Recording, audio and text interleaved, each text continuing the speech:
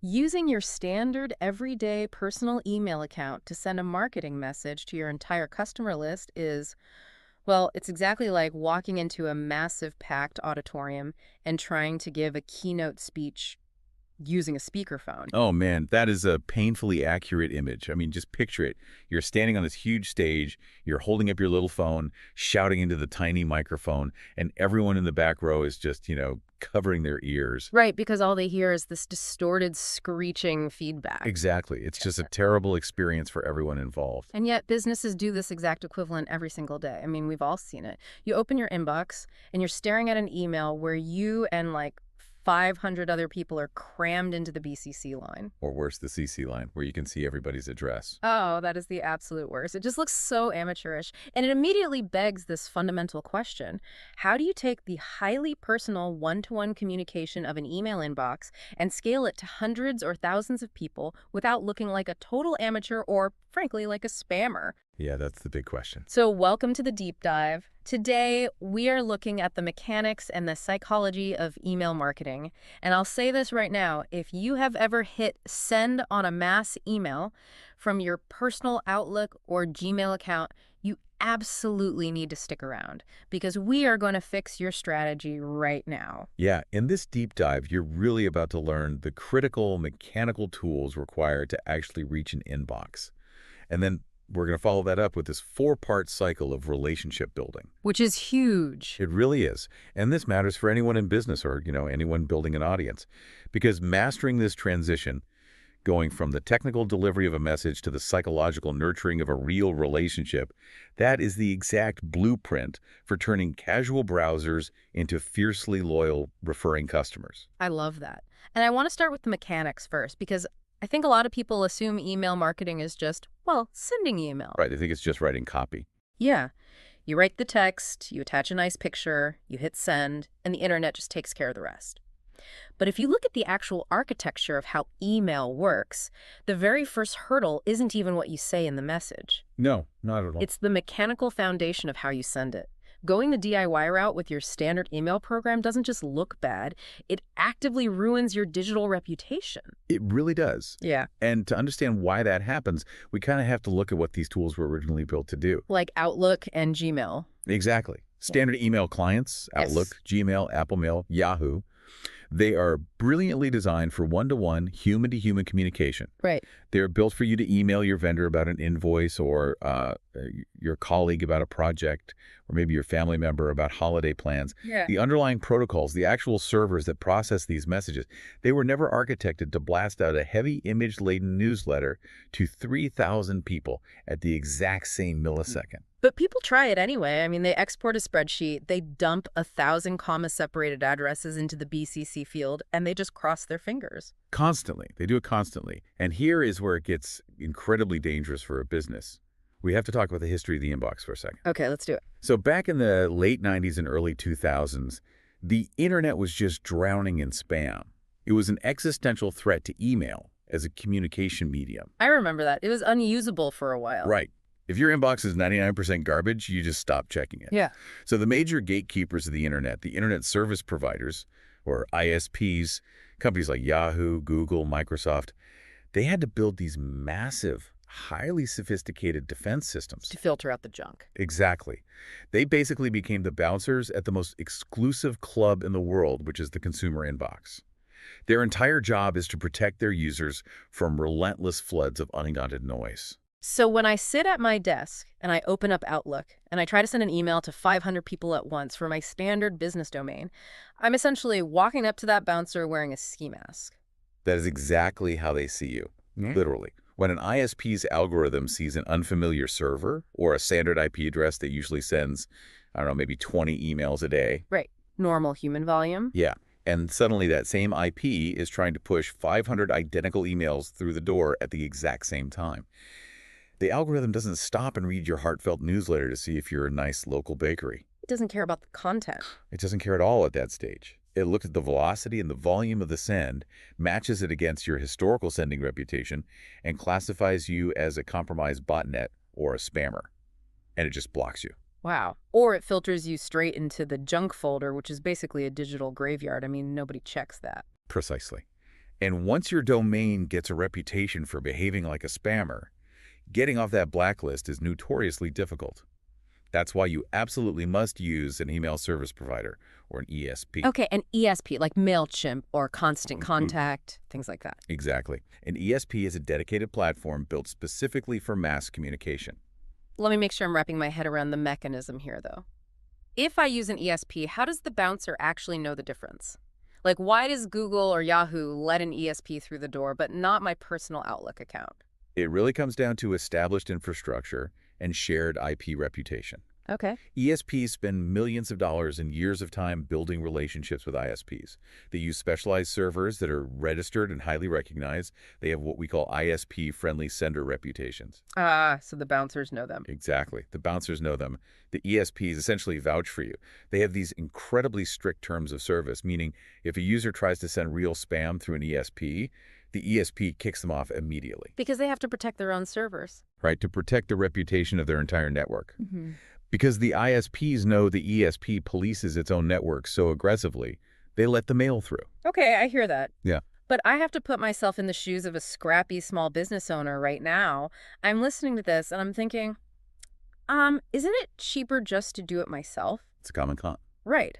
Because my Gmail account is free. My Outlook is already paid for in my Office subscription.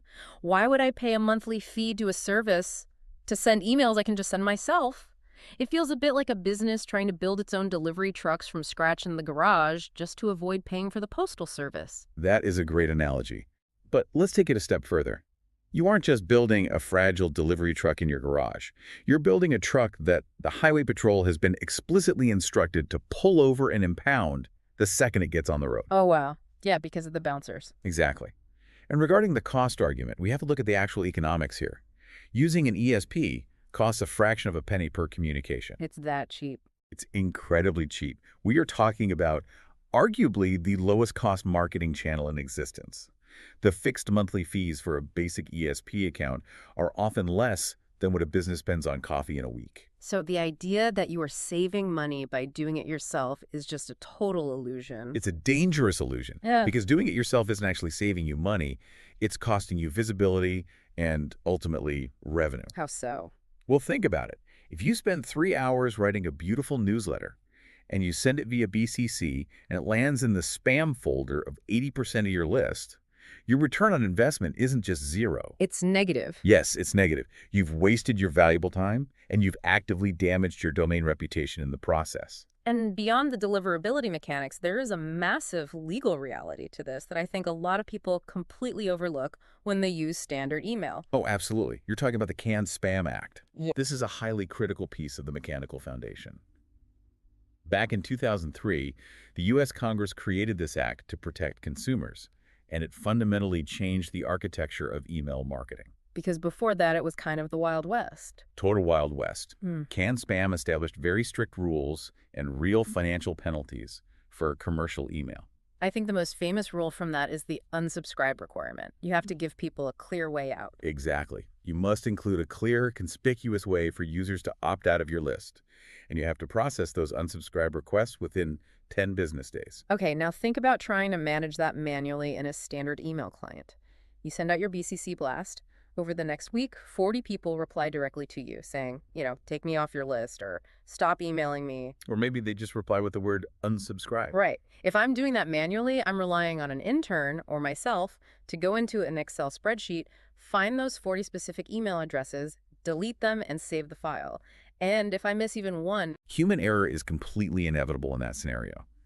You miss one, you accidentally copy and paste the wrong row, and next month, you email that person again. Which is illegal. You are now technically in violation of federal law. Not to mention you've just infuriated a consumer who explicitly asked to be left alone. An ESP handles all of that legal and administrative complexity automatically. Right, because the ESP injects that safe, compliant, unsubscribe link at the very bottom of every single email automatically without you doing anything. And when a user clicks it, the ESP's database instantly flags their profile. It removes them from your active sending list without you having to lift a finger. That's a huge time saver. It is. Even if you accidentally try to upload their email address again in a new spreadsheet a month later, the ESP will block it and say, nope, this person unsubscribed. It acts as an automated compliance officer, protecting your legal standing and your professional reputation. Honestly, that automation alone seems worth the price of admission. But let's shift gears a bit from how the email gets delivered to what it actually looks like when it lands. The visual presentation. Yeah. There's a brilliant comparison we can draw here. If you are a professional heading into a big client meeting, you understand the concept of dressing for success. You don't show up to pitch a new contract wearing stained sweatpants. I hope not. Right. The visual presentation communicates competence before you even open your mouth. If your marketing message is an email, it needs to dress in a way that looks familiar, inviting, and consistent with your brand. And standard email clients simply cannot do that. I mean, if you send a mass email through Outlook, you are largely restricted to plain text, maybe some poorly formatted rich text if you're lucky. And those clunky attachments. Right, attachments that the recipient has to manually download. It looks exactly like what it is in an internal corporate memo. An ESP, on the other hand, gives you access to professional HTML templates. So you get real brand consistency, your actual logo at the top, your specific brand colors, a clean layout with columns, buttons that actually look like buttons instead of just blue underlined hyperlinks. Exactly. It elevates the visual authority of the message completely. But you know what? The most powerful thing an ESP gives you actually isn't aesthetic. Oh, what is it? It's diagnostic. Yeah. An ESP gives you eyesight into consumer behavior. Okay, let's break that down. Because if standard email is like, say, dropping a flyer out of a helicopter and just hoping someone reads it, an ESP gives you what? Like a certified tracking number, where you see every time it changes hands. That's a really great way to think about it. Yeah. With standard email, you hit send, the message just disappears into the ether, and you have zero data on what happens next. You don't know if they opened it, deleted it, or forwarded it. You are flying completely blind. But an ESP gives you a dashboard of behavioral data. It tells you exactly how many people open the email, and much more importantly, who those specific people are. I've always wondered about the mechanism behind that. How does the ESP actually know that I opened an email on my phone while I'm sitting in my living room? It's a fascinating piece of technology, actually. When you build an email in an ESP using an HTML template, the software automatically embeds a tiny transparent image into the bottom of the email. Wait, an image? Yeah, it's usually just a 1x1 pixel. It's completely invisible to the human eye. A tracking pixel. Exactly, a tracking pixel. When your email client, like Apple Mail or Gmail, opens the message and loads the images to display the email, it has to download that tiny invisible pixel from the ESP server. Oh, I see. The moment that server request happens, the ESP logs it and says, John Doe's email client just requested the image. John Doe has opened the email. That is brilliant. And I'm guessing it does the exact same thing for links. Yes, right? absolutely. The ESP routes all your hyperlinks through their own tracking servers before redirecting the user to your actual website. So you know exactly who clicked on the link for the red shoes versus the link for the blue shoes. You got it. You are no longer guessing what your audience wants based on some vague gut feeling.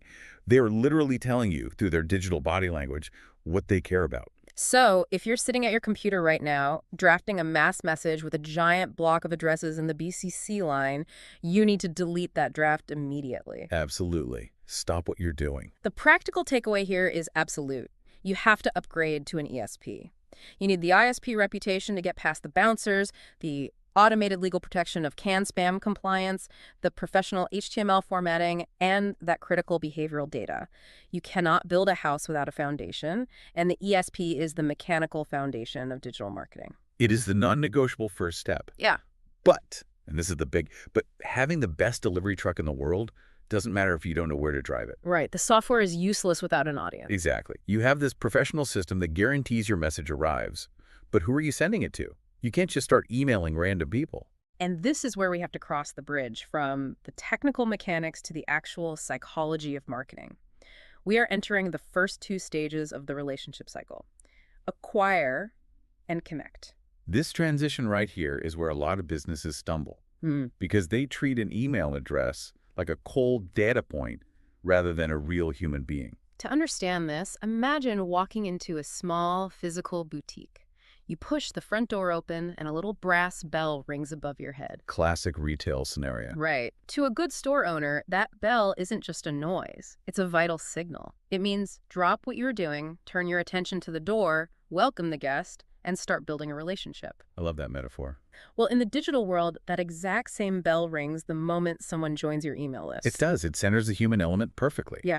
But to get them to ring that digital bell in the first place, to get them to willingly hand over their email address, we have to successfully navigate the acquire stage first. And there is a fundamental law of the acquire stage that cannot be broken. You cannot use email to acquire strangers. Which honestly feels completely counterintuitive to a lot of It people. really does. I've heard business owners say, I'm just going to buy a list of 10,000 local email addresses from a broker and introduce my new landscaping company. And that is the literal operational definition of spam. Think about how you view your own inbox. We guard our inboxes fiercely. It is a highly curated, intimate digital living room. That's a great way to put it. We invite our friends, our colleagues, and the brands we actually like into that space. If a stranger kicks the door down and starts shouting about landscaping services, it feels like a home invasion.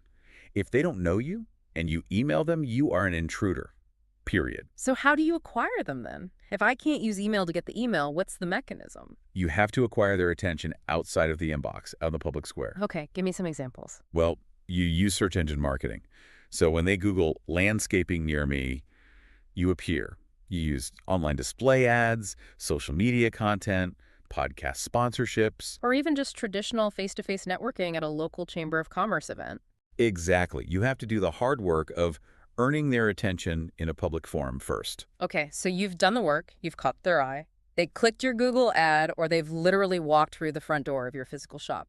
What happens next? Now you transition into the connect stage. This is the critical juncture. It's the moment where you try to find mutual relevance. The source material calls this the click point, right? Yes, the click point. It's the specific moment where you demonstrate the unique value of your business to that specific person well before you ever ask them to hand over their email address. I want to dive deep into this click point because there is a perfect real-world scenario that illustrates the psychology of this so well. Take this wine store owner in West Concord, Massachusetts, a guy named Eric who runs a place called Vintages. Oh, Eric's story. It's one of the clearest examples of finding mutual relevance. It really is. The way he handles a customer walking through the door is a complete masterclass in the connect stage. So, a customer walks into Eric's store. The bell rings. The customer tells Eric, I'm looking for a special bottle of wine for a friend's 50th birthday. Okay, let's pause right there.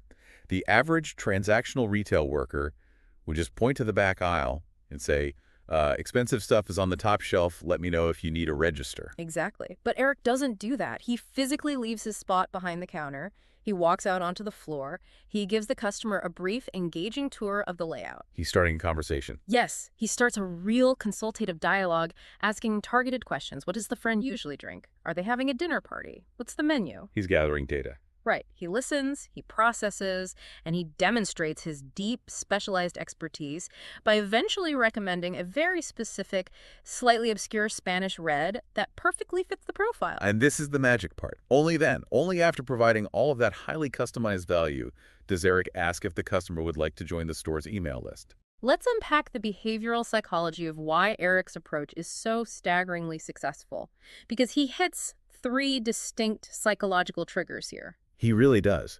First, he didn't just try to sell a generic bottle of wine. He solved a highly specific problem. He acknowledged the customer's need in the customer's own vocabulary. Right. The need wasn't just fermented grape juice. The need was a memorable 50th birthday gift. Exactly. Second, he demonstrated his value clearly and generously without demanding compensation first.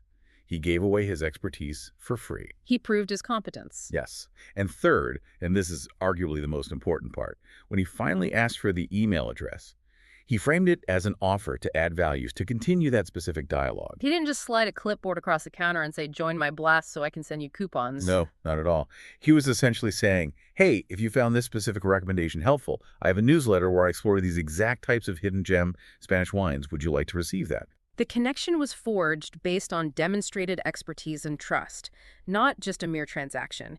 He earned the right to ask for the inbox invitation. Precisely. Yeah. And the beauty of this is that the exact same psychology translates directly to the digital world. Give me an example of how that works online. Let's say you are acquiring people through a web ad for a highly specialized piece of equipment, like a high-end espresso machine. When the user clicks that ad, your landing page shouldn't just be a giant generic box that says, subscribe to our newsletter. Because you haven't demonstrated any value yet. You haven't earned the right to ask. Wait, instead, that landing page needs to act like Eric the wine guy. It needs to immediately continue the conversation about that specific espresso machine. It should offer a valuable free guide on how to dial in the perfect grind size for that machine. Or maybe a video demonstrating its unique boiler system. Exactly. You provide the expertise first. Then at the bottom of the page, the call to action is, want more advanced espresso brewing techniques? Enter your email and we'll send you our weekly barista breakdown. You are matching the digital ask to the specific intent of the user. So if you're listening to this and evaluating your own marketing, you really need to do a harsh audit of how you are asking for emails. A very harsh audit. If your website just has a lonely box in the footer that says, join our mailing list, you are completely missing the click point. You have to change your architecture. Solve a specific problem first. Engage in a dialogue, even if it's an automated digital dialogue. And when you ask for the email, ensure you are asking for permission to continue that exact, highly relevant conversation. It's so vital that everyone in your organization, from the web developer to the frontline retail staff, understands this onboarding mindset. Because getting the email address is really just the first date. You've successfully navigated the acquisition, you found a point of connection, but that connection is incredibly fragile. It is. If we zoom out and look at consumer behavior, if you don't follow up properly, that initial spark of connection dies off remarkably fast. Which brings us to the third stage of the cycle, nurturing the connection without becoming an annoyance. Ah, yes, without becoming an annoyance. That is the tightrope walk of marketing, isn't it? It really is. It is the hardest part for most businesses to master. The psychology of the nurture stage is deeply tied to human memory and trust. Extensive behavioral research shows that it typically takes 6 to 7 meaningful interactions to turn a prospective customer into a first-time buyer. 6 to 7 interactions. That's a lot of follow-up. It is. But here's the catch. The value you demonstrated during that initial connect stage, like Eric's brilliant recommendation of the Spanish Red, that value has a half-life. Right. I might leave the store thinking Eric is an absolute genius, but a week later, my car breaks down, my kids get sick, work gets crazy, I forget all about the wine store. Exactly. Life intervenes. The memory of your expertise fades quickly. So email marketing becomes your primary tool to stay top of mind between that first connection and the eventual purchase decision. But, and this is the absolute unbreakable rule of the nurture stage, the content you send must acknowledge and honor the original connection. You have to continue the conversation you started. Continuity is everything. It is. If someone signed up because they loved your deep dive into Spanish wines, and 2 weeks later you send them a generic neon-colored flyer blasting a discount on cheap bulk vodka. You have violently broken the continuity. Exactly. You stopped nurturing their specific interest and you've just started pitching to their wallet. You've become the annoying salesperson. Okay, I hear the theory, and it sounds great in a vacuum, but I want to introduce a real-world scenario here, because businesses operate in reality, not theory. Okay, wait on me. Let's say I'm looking at my Q3 financials, and I am panicking. The economy is taking a downturn, inflation is up, foot traffic is totally dead. I have an email list of 10,000 people. Why shouldn't I just aggressively blast out a 50% off everything, please buy email, just to survive? That is the temptation, right? When things get desperate, shouldn't you just throw everything at the wall and extract whatever cash you can from your list? It is a deeply relatable scenario, and it is the most common panic response in the business world. When margins shrink, the instinct is to shout louder and discount deeper. Yep. But we actually have incredible historical data that shows exactly why that strategy fails spectacularly, and it comes from the 2008 financial crisis. The ultimate stress test for consumer marketing. Exactly. During the 2008 holiday shopping season, the global economy was in absolute freefall. Consumer confidence was decimated. Big box retailers completely panicked. They abandoned any pretense of nurturing strategies. They threw out their content calendars, and they just bombarded consumers with endless, aggressive, desperate discount emails. It was a race to the bottom. 20% off today, 40% off tomorrow, 70% off doorbusters, day after relentless day. And what was the actual behavioral result of that bombardment? I mean, did it save their Q4 numbers? It did the exact opposite. eMarketer and ReturnPath ran a massive joint behavioral report analyzing consumer inboxes during that period. The data was a stark warning. 98.6% of consumers reported feeling that they received way too many emails from retailers. 98.6%. It was overwhelming. But here is the real behavioral shift. Over 60% of people simply started deleting those unfamiliar or excessive promotional emails without even opening them. They didn't even look at the offer. No, they became totally blind to the discounts. The retailers trained their audience to view them as trash. And the most damning statistic of all, over 33% of respondents stated explicitly that those desperate, high-frequency discount emails had absolutely zero positive impact on their holiday spending decisions. So the retailers alienated their core audience, destroyed their brand equity, damaged their ISP sender reputations by generating massive delete rates, and gained absolutely nothing in return. That is the definition of a negative feedback loop. But what's fascinating is how we can contrast that massive corporate failure with a brilliant counterintuitive success story from a much smaller business operating in that exact same brutal 2008 economic downturn. Oh, you're talking about Kitchen Outfitters. Yes, a local place called Kitchen Outfitters. The Kitchen Outfitters case study is the perfect antidote to the discount panic. So Kitchen Outfitters is facing the same terrifying economic reality in 2008. But instead of panicking and spamming their list with desperate coupons, they lean hard into the nurture stage. They look at their community and ask, how can we provide value right now? Because they realize that in a recession, people still want connection and entertainment, even if they aren't spending wildly. Exactly. So they use their email list not as a megaphone for discounts, but as an invitation. They rallied the other struggling stores in their local strip mall. They even partnered with a local music school. I love that detail. And they sent out a beautifully crafted email inviting their list to a community customer appreciation event on a Sunday afternoon. It wasn't a blowout sale. There were no high-pressure sales tactics. It was just an afternoon of value, local entertainment, and community connection. And let's look at the result of that nurture campaign. By focusing on building community capital instead of aggressively trying to extract financial capital, they drove massive foot traffic to that strip mall. Which is exactly what everyone needed. They generated real sustainable business and deep brand loyalty during a time when all their competitors were alienating customers with spam. Because they focused on extending their expertise and honoring the relationship, rather than just trying to meet a panicked sales quota. When you communicate with your list, you have to continually earn the right to stay in the inbox. You really do. You must nurture the specific interests they signed up for. If you just blast generic promotions, you don't just lose a sale, you erode the fundamental trust that makes the channel work in the first place. Which brings us to a highly practical framework for anyone writing an email campaign today. Before you hit send, you have to run your draft through a simple filter. Just ask yourself 3 questions. Okay, what are they? Number 1, am I continuing the specific conversation we started? Number 2, am I extending my expertise to help them solve a problem? Or number 3, am I just asking them to fund my business? That's a brutal filter. If it's only the latter, you need to rewrite it immediately. Because if you respect their inbox and you consistently provide real targeted value over those 6 or 7 interactions we talked about, something incredible happens. You don't just get a transactional sale. No. The customer's entire psychological relationship with your brand shifts. You graduate into the final and most powerful stage of the cycle. And that final stage is trust.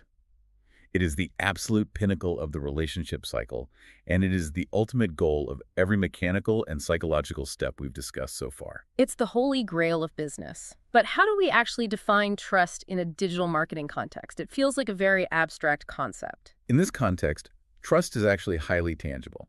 Trust is the point where the customer begins to value the relationship just as much as the business does. That's a great definition. They look forward to your emails. They actively seek out your perspective.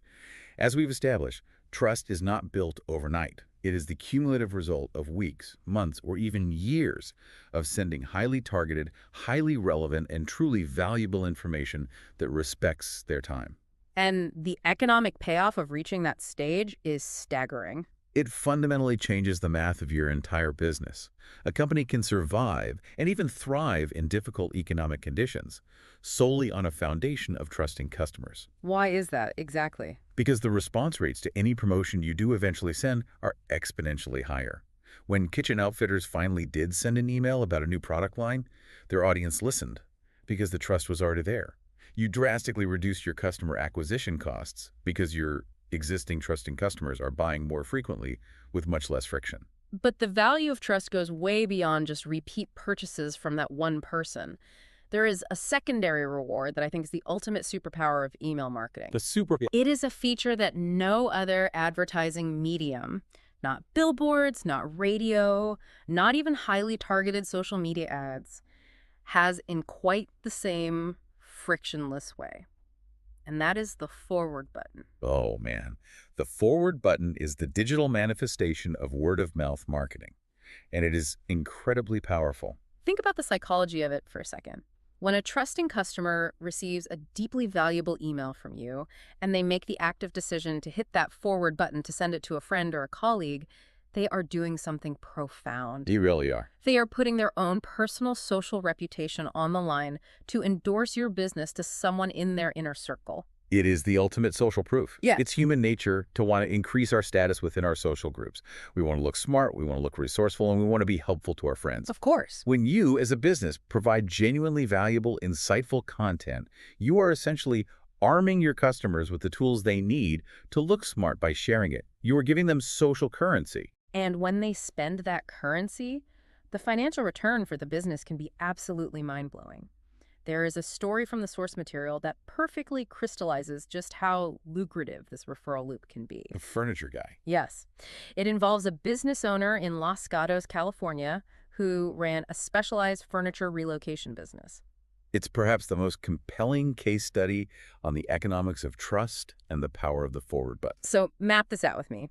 This business owner has spent years slowly building a list of about 1,400 past clients. He's done good work for them, he's earned their trust, but he's never formally marketed to them digitally. Right.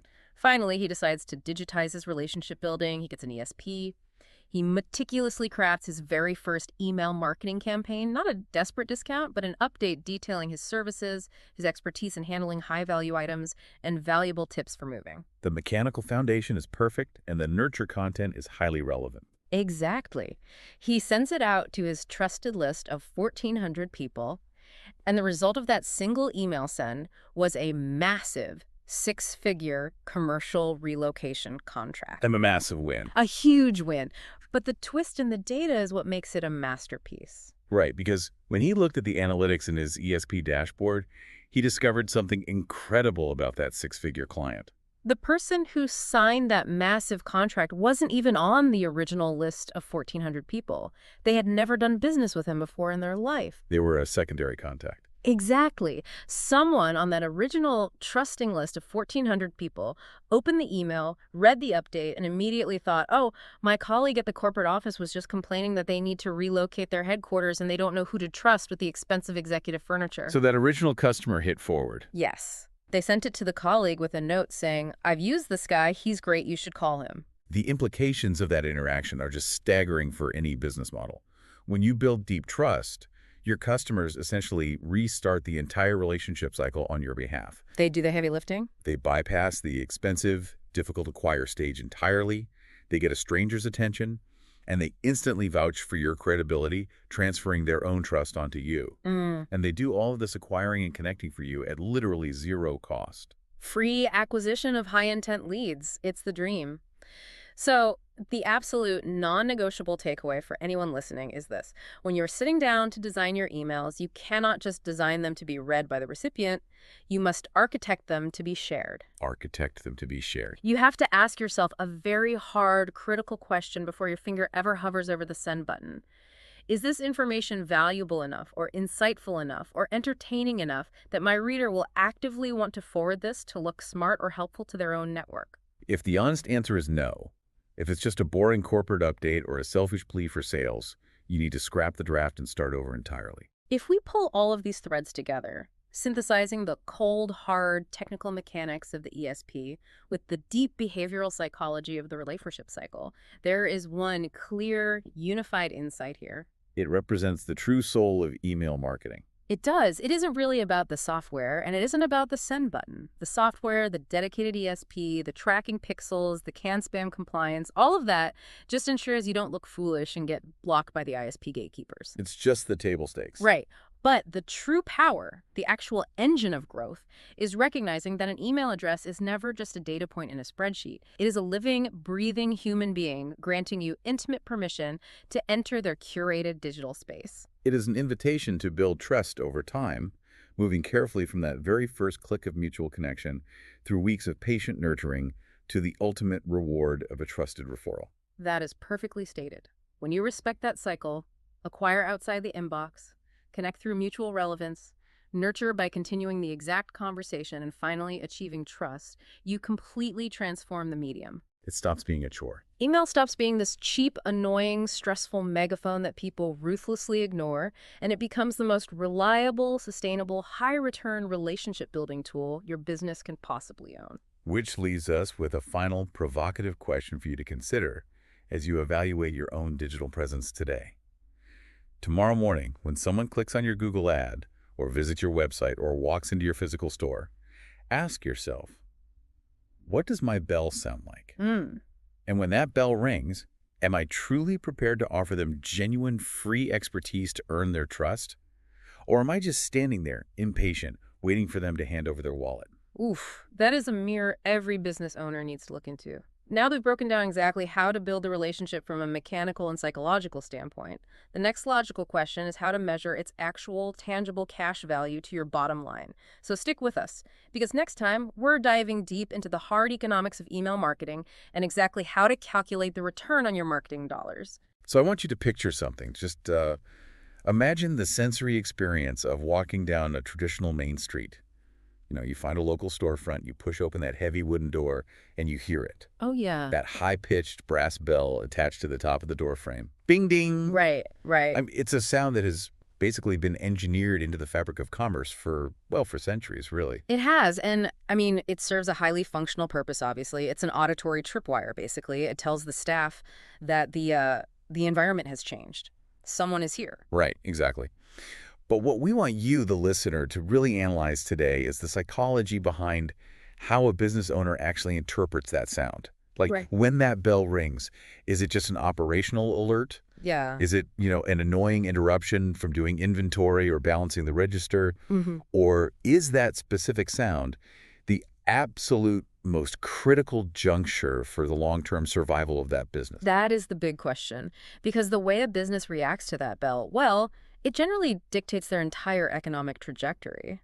Yeah, think about it. If the person behind the counter ignores it or maybe just throws a generic, disinterested, like, let me know if you need anything over their shoulder. Which we've all experienced, right? Oh, constantly. When they do that, the person who walked in just remains a stranger. They are just foot traffic. But if that bell is treated as a starting gun for diagnosing a problem and building a relationship, the underlying math of the business actually begins to change. And we are not just analyzing brick and mortar retail today. We are taking that physical brass bell and translating it directly into the digital infrastructure. Exactly. Think about the exact moment a user navigates to your landing page, overcomes their inherent skepticism, and actually hands over their email address.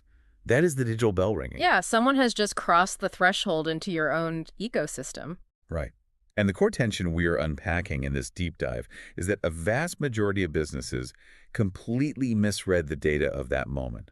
They either treat the email as a dormant row in a database, or they immediately pull out a megaphone and just start relentlessly demanding a transaction.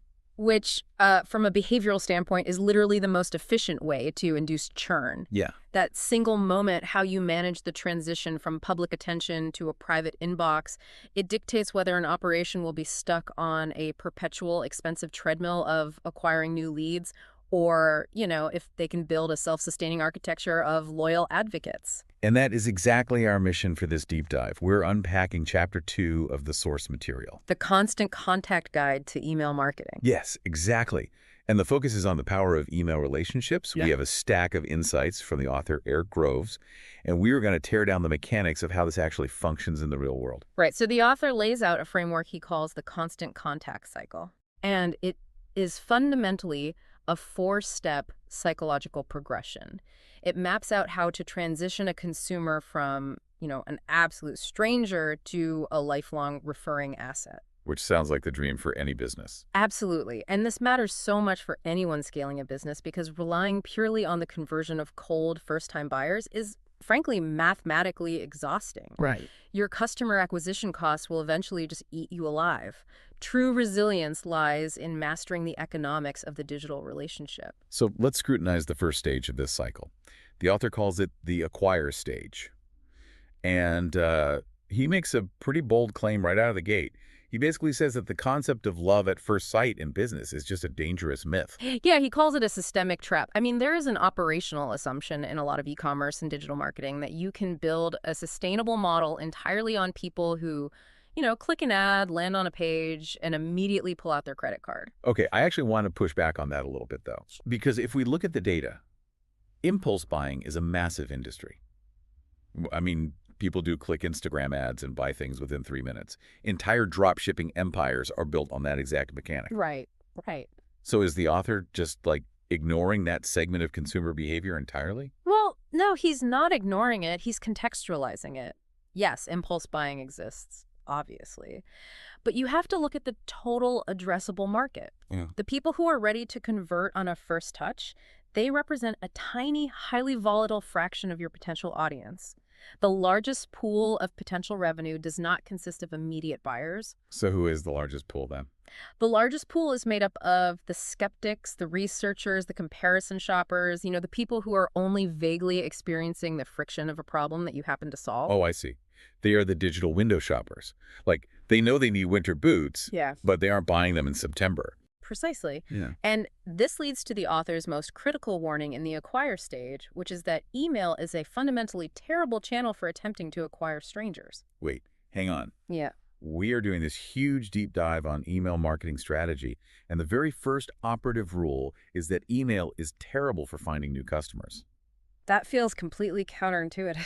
I know, it sounds backwards at first. I mean, what about cold outreach? There are massive B2B software companies that scale to millions in revenue specifically by buying data lists, scraping contacts, and running cold email sequences. Right, but it's a crucial distinction to make here. What you are describing is outbound BVB sales, which operates on entirely different behavioral mechanics than inbound relationship marketing. Okay, how so? Well, in B2B cold outreach, you are targeting a specific corporate role to solve a known operational bottleneck, right? It's highly targeted disruption. But what Groves is talking about here is the broader consumer and small business market. I get it. When you try to acquire a general consumer by buying a list and blasting a stranger, you aren't disrupting. You are trespassing. Trespassing, wow. That's a really strong word for just sending a promotional coupon. But think about the psychology of the inbox, though. An email inbox is not a public billboard. It is a highly curated, private digital sanctuary. Yeah, that's true. It's where you receive updates from your bank, messages from your child's school, notes from your spouse. When a commercial entity barges into that space without an explicit invitation, the immediate cognitive response from the user is defense. They feel their privacy has been compromised. I actually see that in my own behavior. If a brand I've never interacted with suddenly appears in my primary inbox, I don't even read the offer. I actively look for the spam button. I want to penalize them for being there. Exactly. You are actively penalizing the brand. So the strategic mandate of the acquire stage is that you must use public channels to generate attention. You have to earn their eyes in the public square first. So that means leveraging search engine optimization, pay-per-click advertising, social media algorithms, content marketing, or even just physical foot traffic. Yeah, exactly. If we think about this systematically, it's like building a reservoir. Your public marketing, your SEO, your paid ads, that is the rain. The rain falls in the public domain. I like that analogy. But if you just let the rain hit the dirt, it evaporates. A web visitor bounces, and they are gone forever. Your email list is the dam you build to capture that precipitation. You are capturing potential energy. Yeah. But you can't build the dam by trying to force rain out of a clear sky. That is a highly accurate way to visualize it. Yeah. You use the public square to, wave your arms and signal your value. You use the inbox strictly as the private environment where a relationship is cultivated. Right. But the transition between those two states, moving a prospect from the public square into your private reservoir, that is where most systems break down. Which bridges us perfectly to the second phase of the cycle. Stage 2, which is the connect stage. Groves refers to this specific transition as the click point. And he doesn't mean a literal mouse click. Oh, He wow. means the psychological phenomena of clicking with someone, like finding alignment. Yeah, it is the exact threshold where a prospect evaluates the public value you've demonstrated, finds common ground, and actively consents to share their contact data.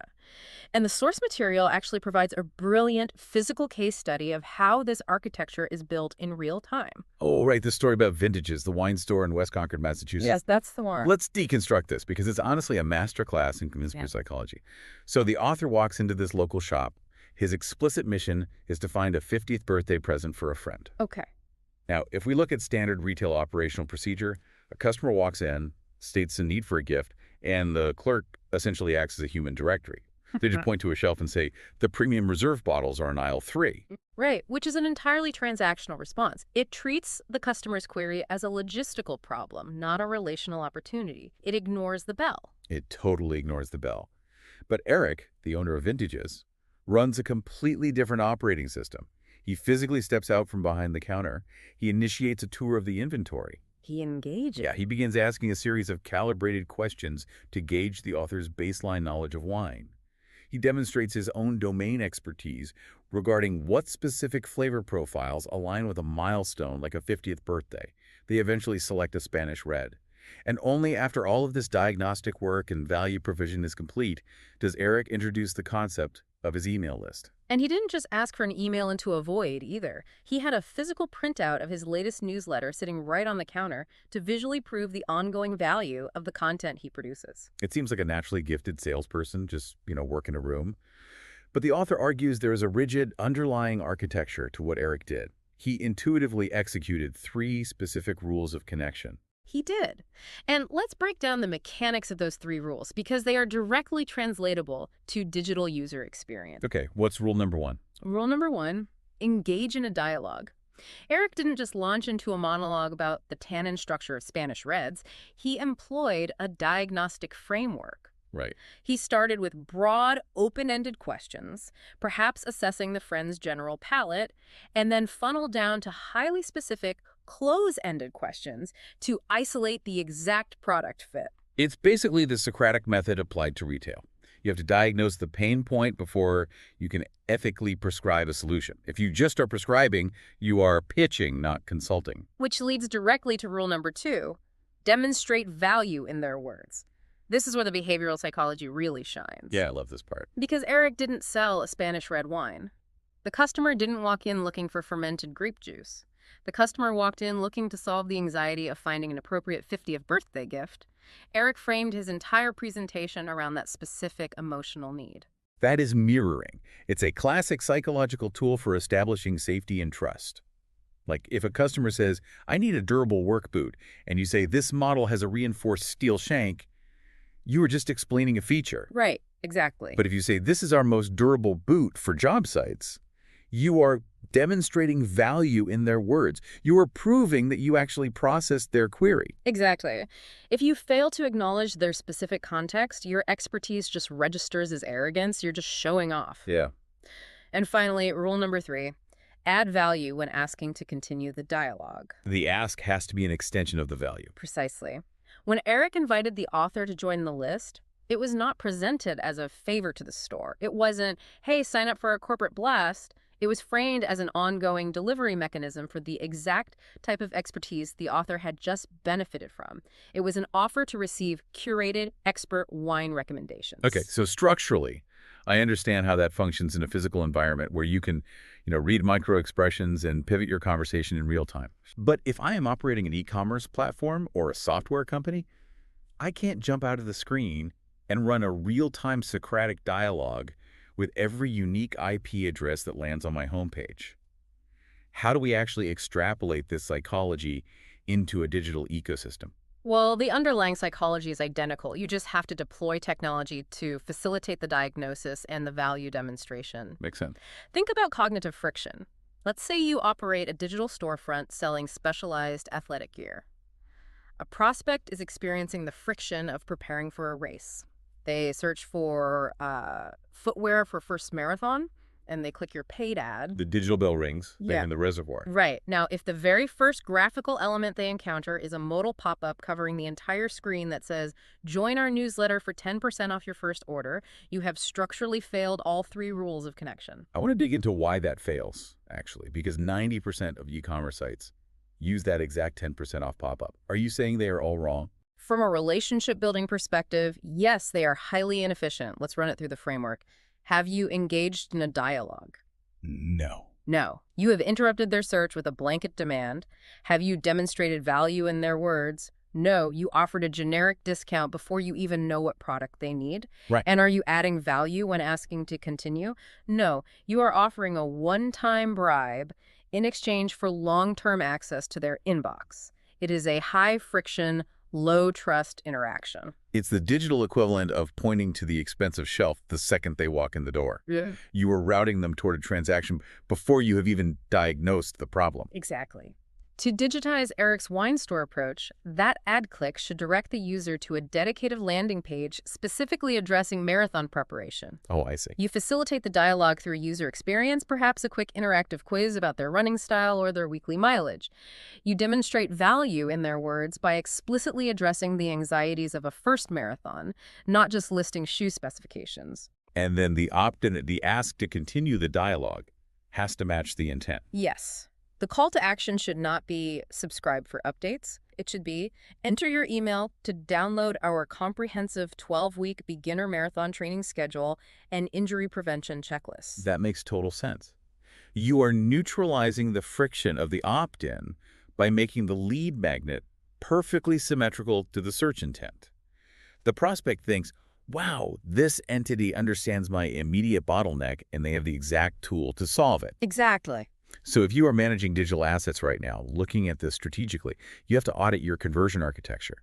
Does the asset you are offering in exchange for an email address correlate exactly to the problem the prospect was trying to solve when they triggered your digital bell? Right. Because if it doesn't, you are bleeding potential connections. And when you do successfully align that intent and earn the opt-in, you gain entry into the 3rd phase of the constant contact cycle. You transition into the nurture stage. The nurture stage introduces a metric that the author calls the 6 to 7 touch rule. This is deeply grounded in consumer behavior data.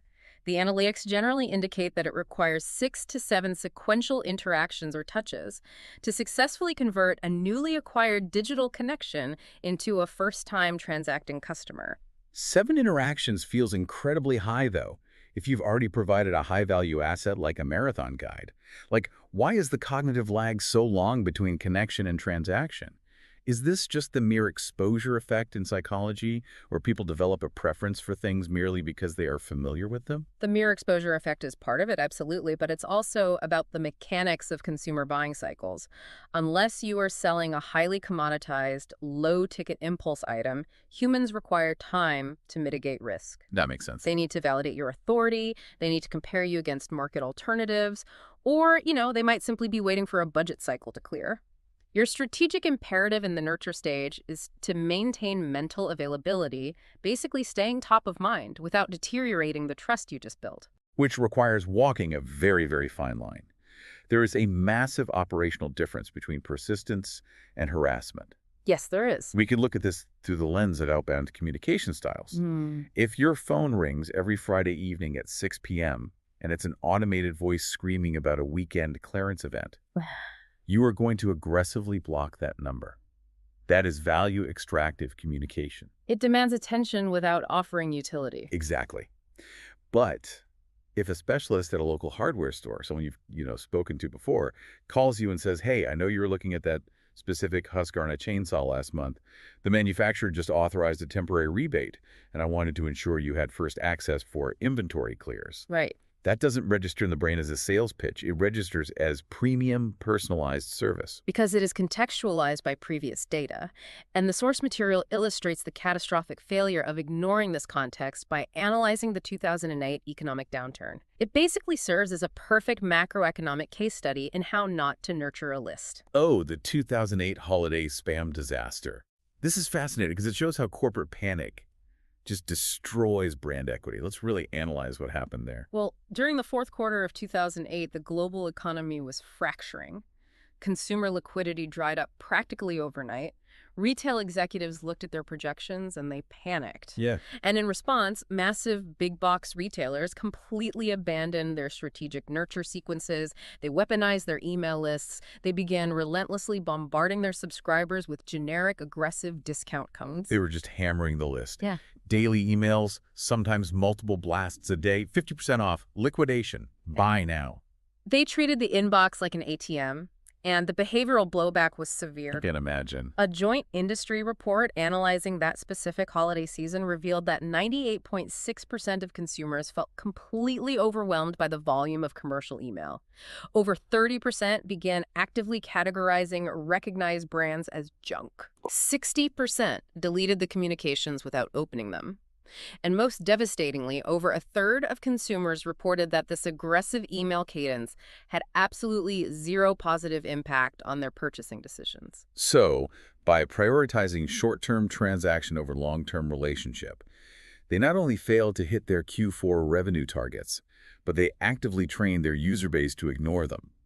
They literally destroyed the dam they had spent years building. Exactly. They destroyed their own infrastructure out of desperation. But Groves contrasts that massive systemic corporate failure with a micro example from the exact same time period. A small independent shop called Kitchen Outfitters.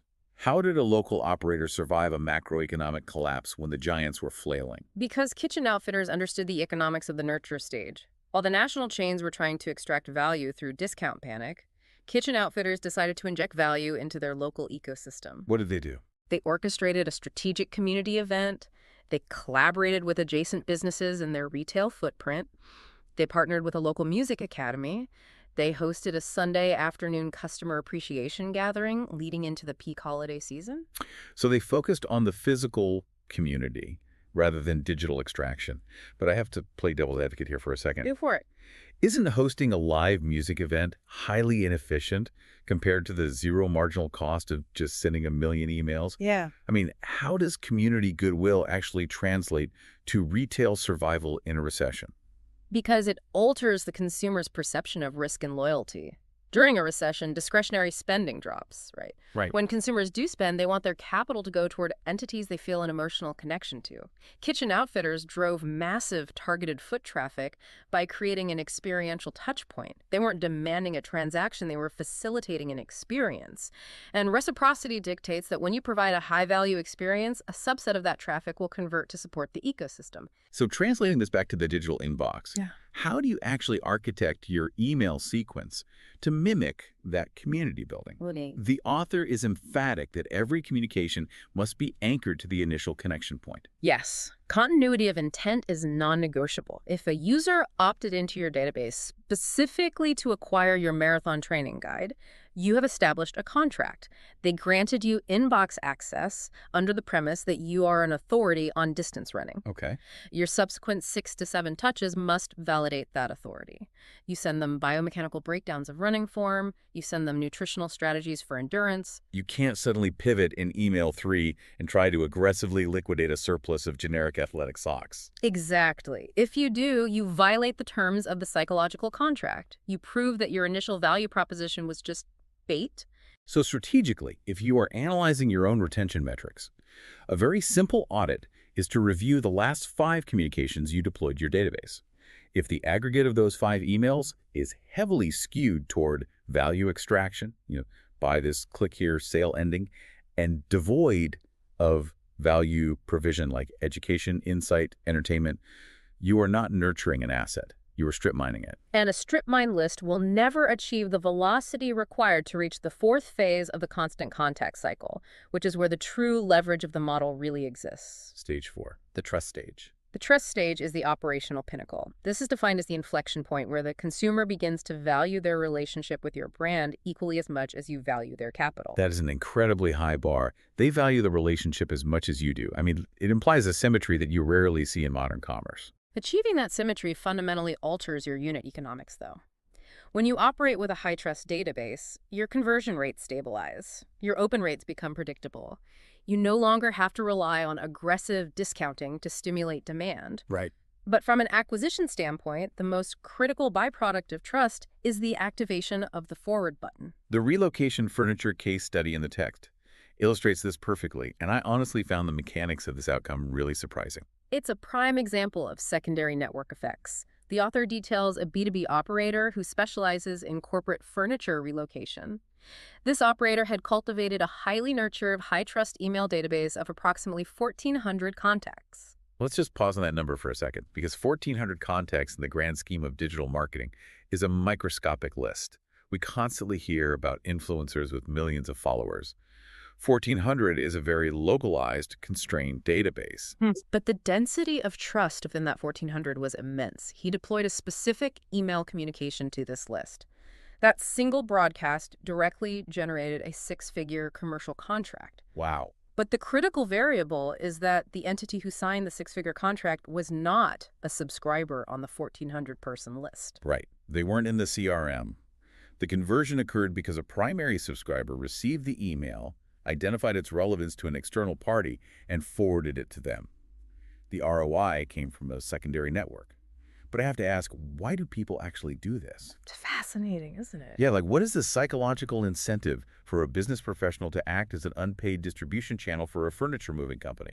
It comes down to the architecture of social currency and status-seeking behavior. Humans are biologically wired to optimize their position within their social and professional hierarchies. We constantly want to project competence, connectivity, and utility to our peers. We want to be the person who knows a guy. Like, if a colleague is complaining about the logistical nightmare of moving an office, and I can step in and say, oh, I have the exact vendor you need, their operational breakdown is flawless, let me forward you their brief, I am essentially using the vendor's competence to elevate my own perceived value in the office. That is exactly the mechanism. You are trading their intellectual property for your own social capital. When a brand consistently publishes high-signal, deeply insightful content, their audience will inevitably weaponize that content to look smart in front of their own networks. That's a great way to put it. And when a lead is generated through that specific mechanism, a trusted peer-to-peer forward, the conversion probability is exponentially higher than a lead generated through cold digital advertising. The trust transfers. Because the friction is already removed. The peer has vouched for the vendor. This requires a complete paradigm shift in how we approach copywriting, doesn't it? Absolutely. Usually the objective is, how do I optimize this copy to persuade the recipient to click the buy button? But if we engineer for social currency, the objective becomes, how do I optimize this copy so that the recipient feels smarter when they send it to their boss? Yes. You are no longer writing to an endpoint. You are writing to a node in a network. And when you master that, your audience absorbs your acquisition costs. They do the marketing for you. Which perfectly transitions us into the final framework of the chapter. Groves categorizes the systemic benefits of achieving this level of trust as the 4 rewards of a relationship business. These are basically the defensive moats that protect a business from market volatility and aggressive competitors. Let's dissect the economic utility of these 4 rewards. Reward number 1 is categorized as you're first. You're first. Operationally, this means you have achieved default status. When a specific need arises in the consumer's life, they do not open Google to evaluate their options. They bypass the search engine entirely and come directly to you. The text uses Rothmans, a men's clothing retailer in New York City operated by Ken Giddin, to demonstrate this. Right. And Ken's approach to email marketing bypasses pure commerce. He doesn't just broadcast inventory updates. He operates as an editorial authority on menswear. Interesting. He provides granular advice on sartorial mechanics, like how to properly tailor a suit, how to integrate vintage pieces with modern cuts, seasonal fabric selections. And because he consistently deposits this value, he captures the first position in the author's mind, to the point where the author, who actually resides in Massachusetts, intentionally delays purchasing menswear until he physically travels to Manhattan. Right. He bypasses countless local options in Massachusetts specifically to allocate his capital to Rothmans. That behavior is entirely driven by cognitive heuristics. The human brain seeks to conserve energy by avoiding complex decision-making processes. Evaluating a dozen local suit vendors requires significant cognitive load. You have to assess quality, price, and trust for each one. Yeah, it's exhausting. Yeah. Because Rothmans has established a baseline of high trust through their ongoing communication, the author's brain simply defaults to the known variable. Being first means you have eliminated the competition by rendering the evaluation process unnecessary. That is a massive competitive advantage. You aren't just winning the sale, you're winning the right to be the only option considered, which feeds directly into reward number 2. And this is perhaps the most critical concept for local or independent operators. Price is petty. This reward deals with the economic concept of price elasticity. The author uses the Acton ACE hardware store as the core example here. Right. He explicitly states that he is willing to pay a 20% premium for commodity items, like a box of nails at the local ACE store, rather than purchasing the identical item at a massive big box home improvement center a few miles away. A 20% markup on a pure commodity. That basically defies rational economic theory, assuming consumers always optimize for the lowest price. Yeah. But if we analyze the time value equation, it makes perfect sense. Exactly. You have to calculate the hidden costs of the transaction. If he visits the big box retailer, he may save a few dollars on the raw material. But he incurs the cost of navigating a massive parking lot, wandering through cavernous aisles, and attempting to locate an employee who actually understands the inventory. The friction is incredibly high. Very high. Whereas at the local ACE store, the staff recognizes him. They understand his baseline competency with tools. They can immediately route him to the exact fastener he needs for his specific project. They are saving him 45 minutes of aggregate frustration. So the 20% premium isn't a tax on the nails. It's a service fee for the relationship and the curated convenience. That is the essence of price inelasticity in relationship marketing. When you build a high-trust dynamic, the product itself becomes secondary to the experience of acquiring it.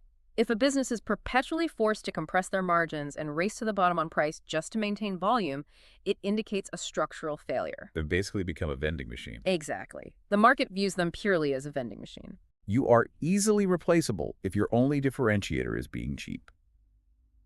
Moving to reward number 3. Customers return more often. This focuses on the frequency of transaction. The case study here is a local restaurant, Il Forno. The author highlights a specific server, Jen.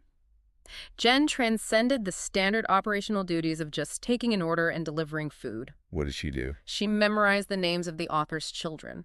More importantly, she leveraged her internal knowledge of the kitchen to consistently provide a customized off-menu salad that she knew aligned with their preferences. It's the Cheers effect, the desire to go where everybody knows your name. Yeah. But from a behavioral standpoint, what Jen did was establish high emotional switching costs. Yeah.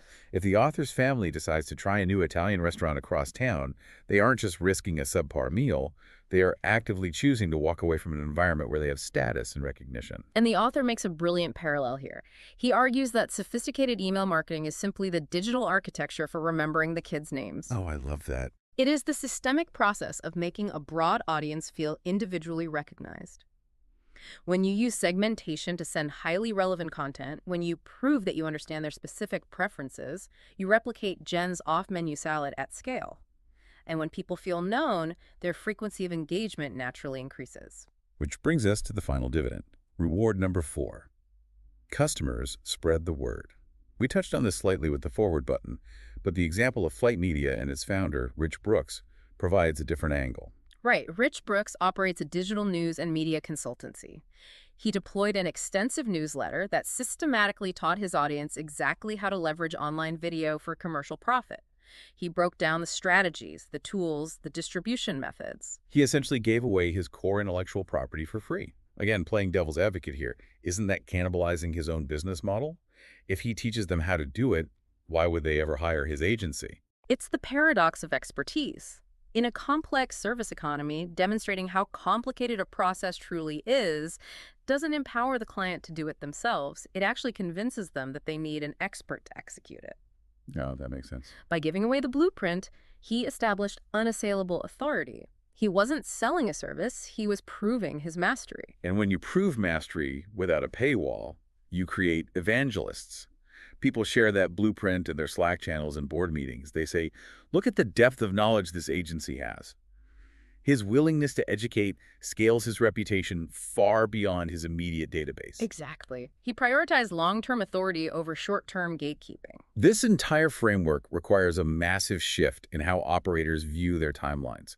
There's a quote from Warren Buffett cited in this section that I think serves as the perfect synthesis for this entire philosophy.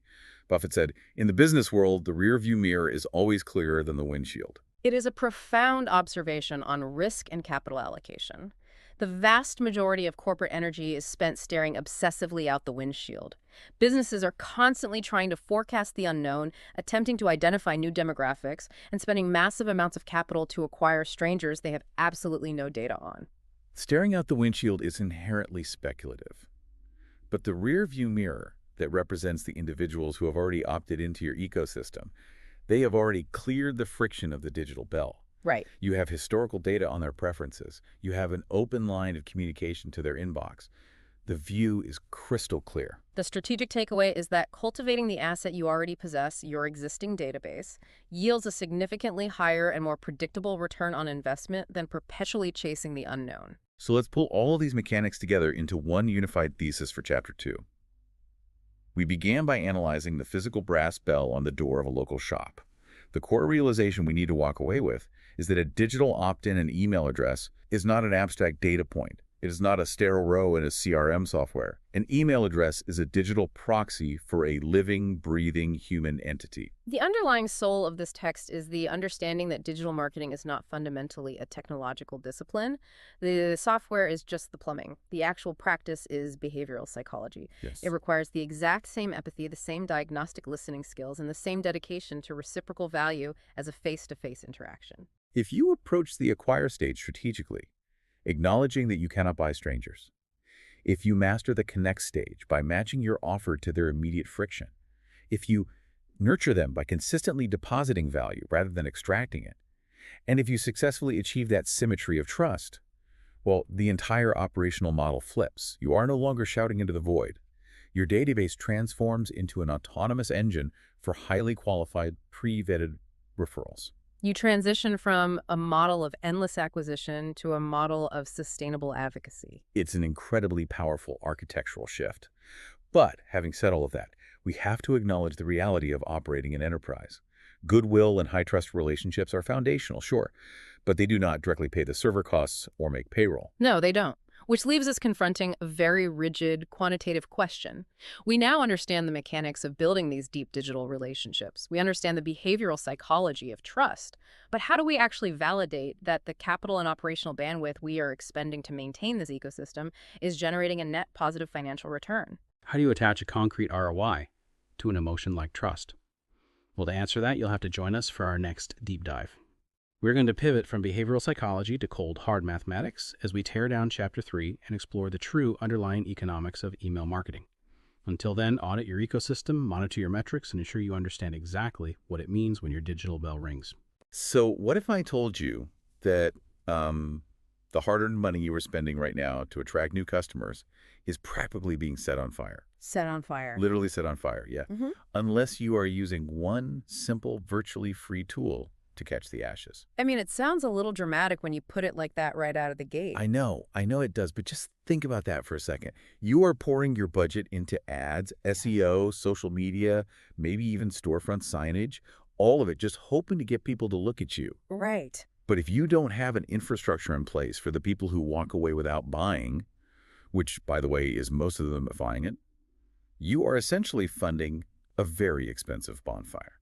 Yeah, and when you strip away the marketing jargon and just look at the raw, brutal economics of how most small to medium businesses operate daily, setting money on fire is actually a shockingly accurate description. Wow, really? Oh, absolutely. We're talking about these systemic financial leaks that most business owners don't even realize are happening right behind the scenes. Well, today we are taking a deep dive into the source material from the Constant Contact Guide to Email Marketing, and we are zeroing in specifically on Chapter 3.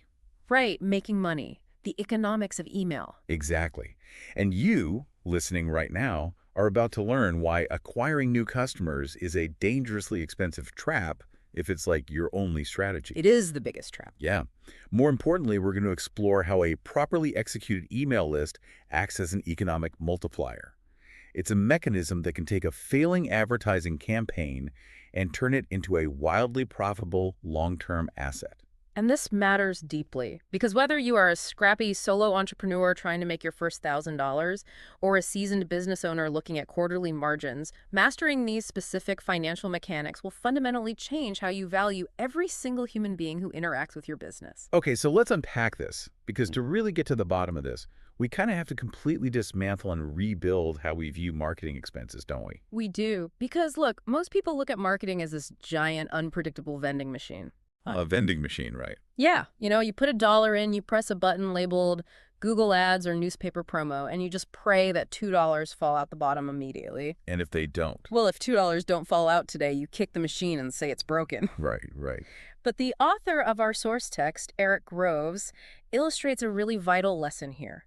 And he does it not with some complex corporate case study, but with a story about his own kids. Oh, I love this story because it's just so incredibly relatable. It is the classic kid hustle. It really is. So his kids are collecting stray golf balls near their house, which, happens to be near a golf course. Yeah.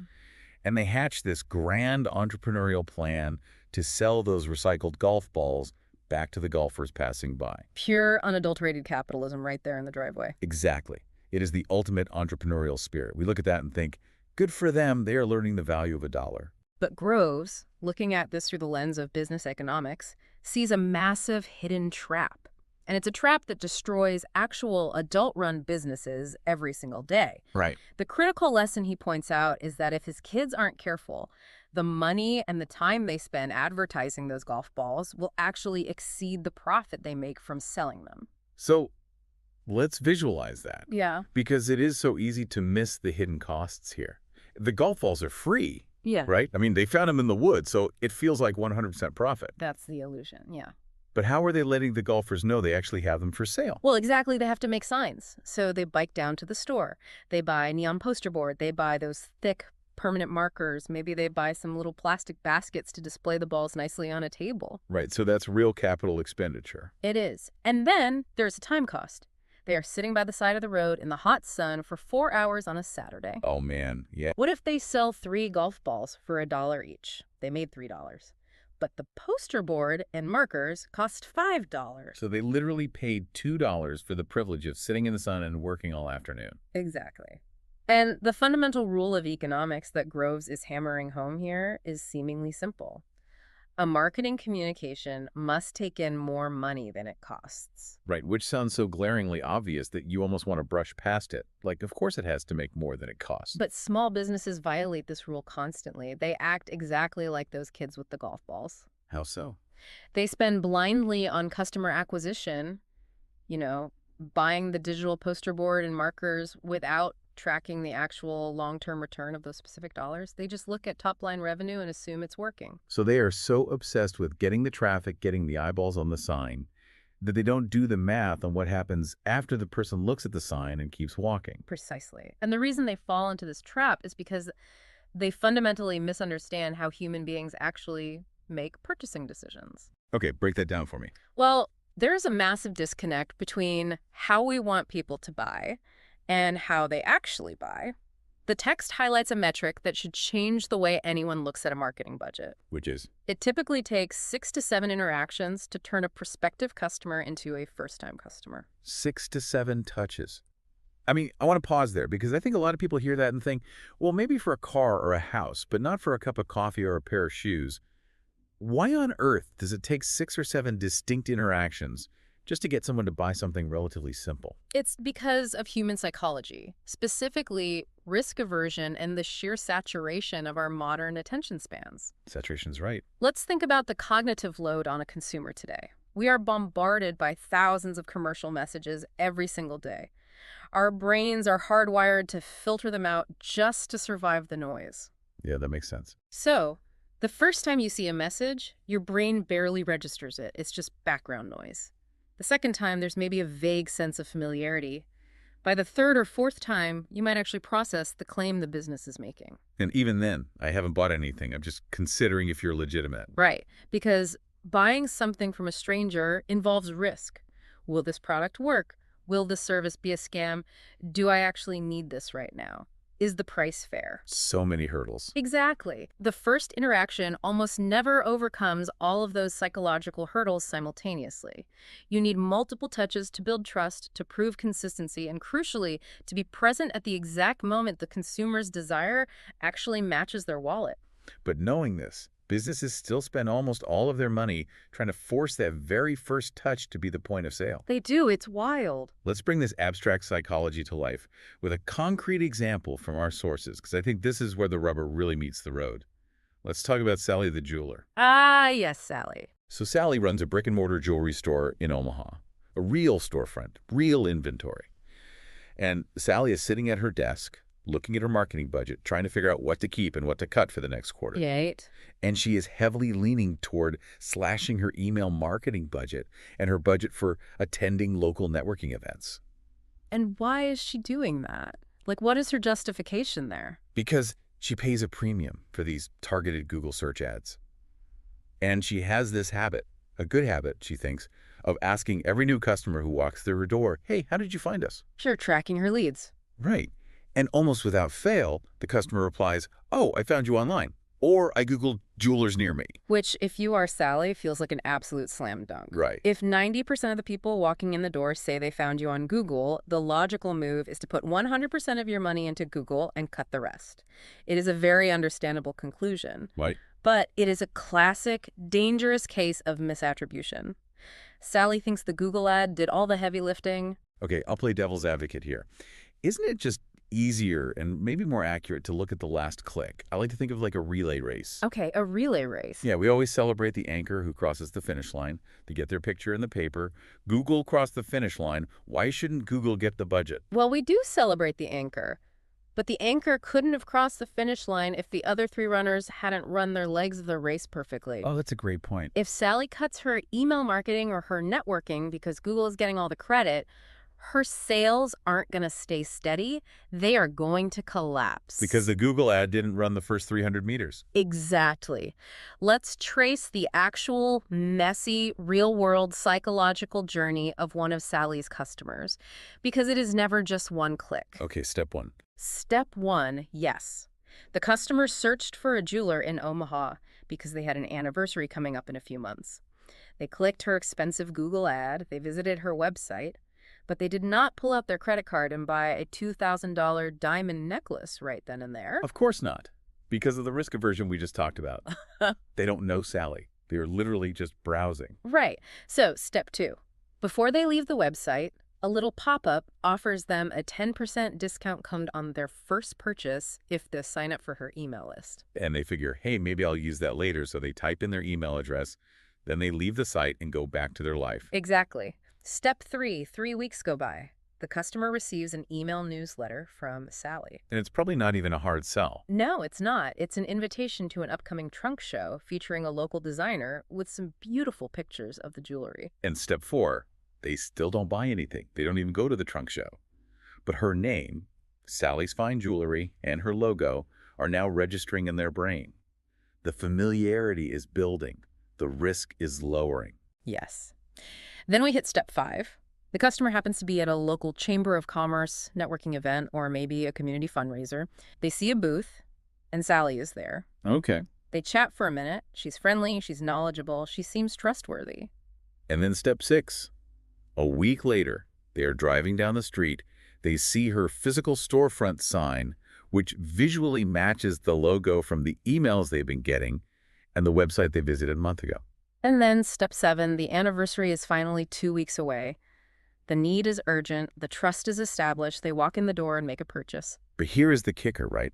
When Sally is ringing them up and asks, "How did you find us?" the customer does not recount that entire 7-step psychological journey. They definitely do not. They don't say, "Well, Sally, I interacted with your brand across multiple touch points over 45 days, culminating in a synthesized feeling of trust." That would be amazing if they did, but no, they just remember the very first action they took a month ago, which was, I searched for you online. Or they remember the last thing they did. Like, "I Googled your hours today." Exactly. Either way, it completely erases the middle of the funnel. The Google ad only started the race.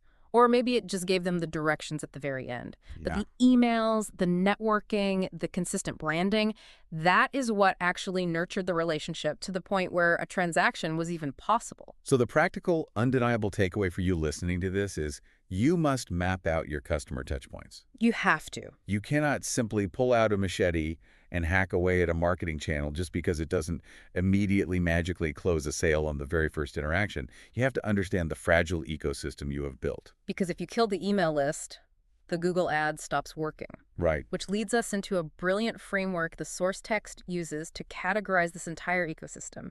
It takes all this chaos, the ads, emails, networking, storefronts, and breaks the marketing mix down into 3 distinct, manageable stages. The author calls this the constant contact cycle. Yes.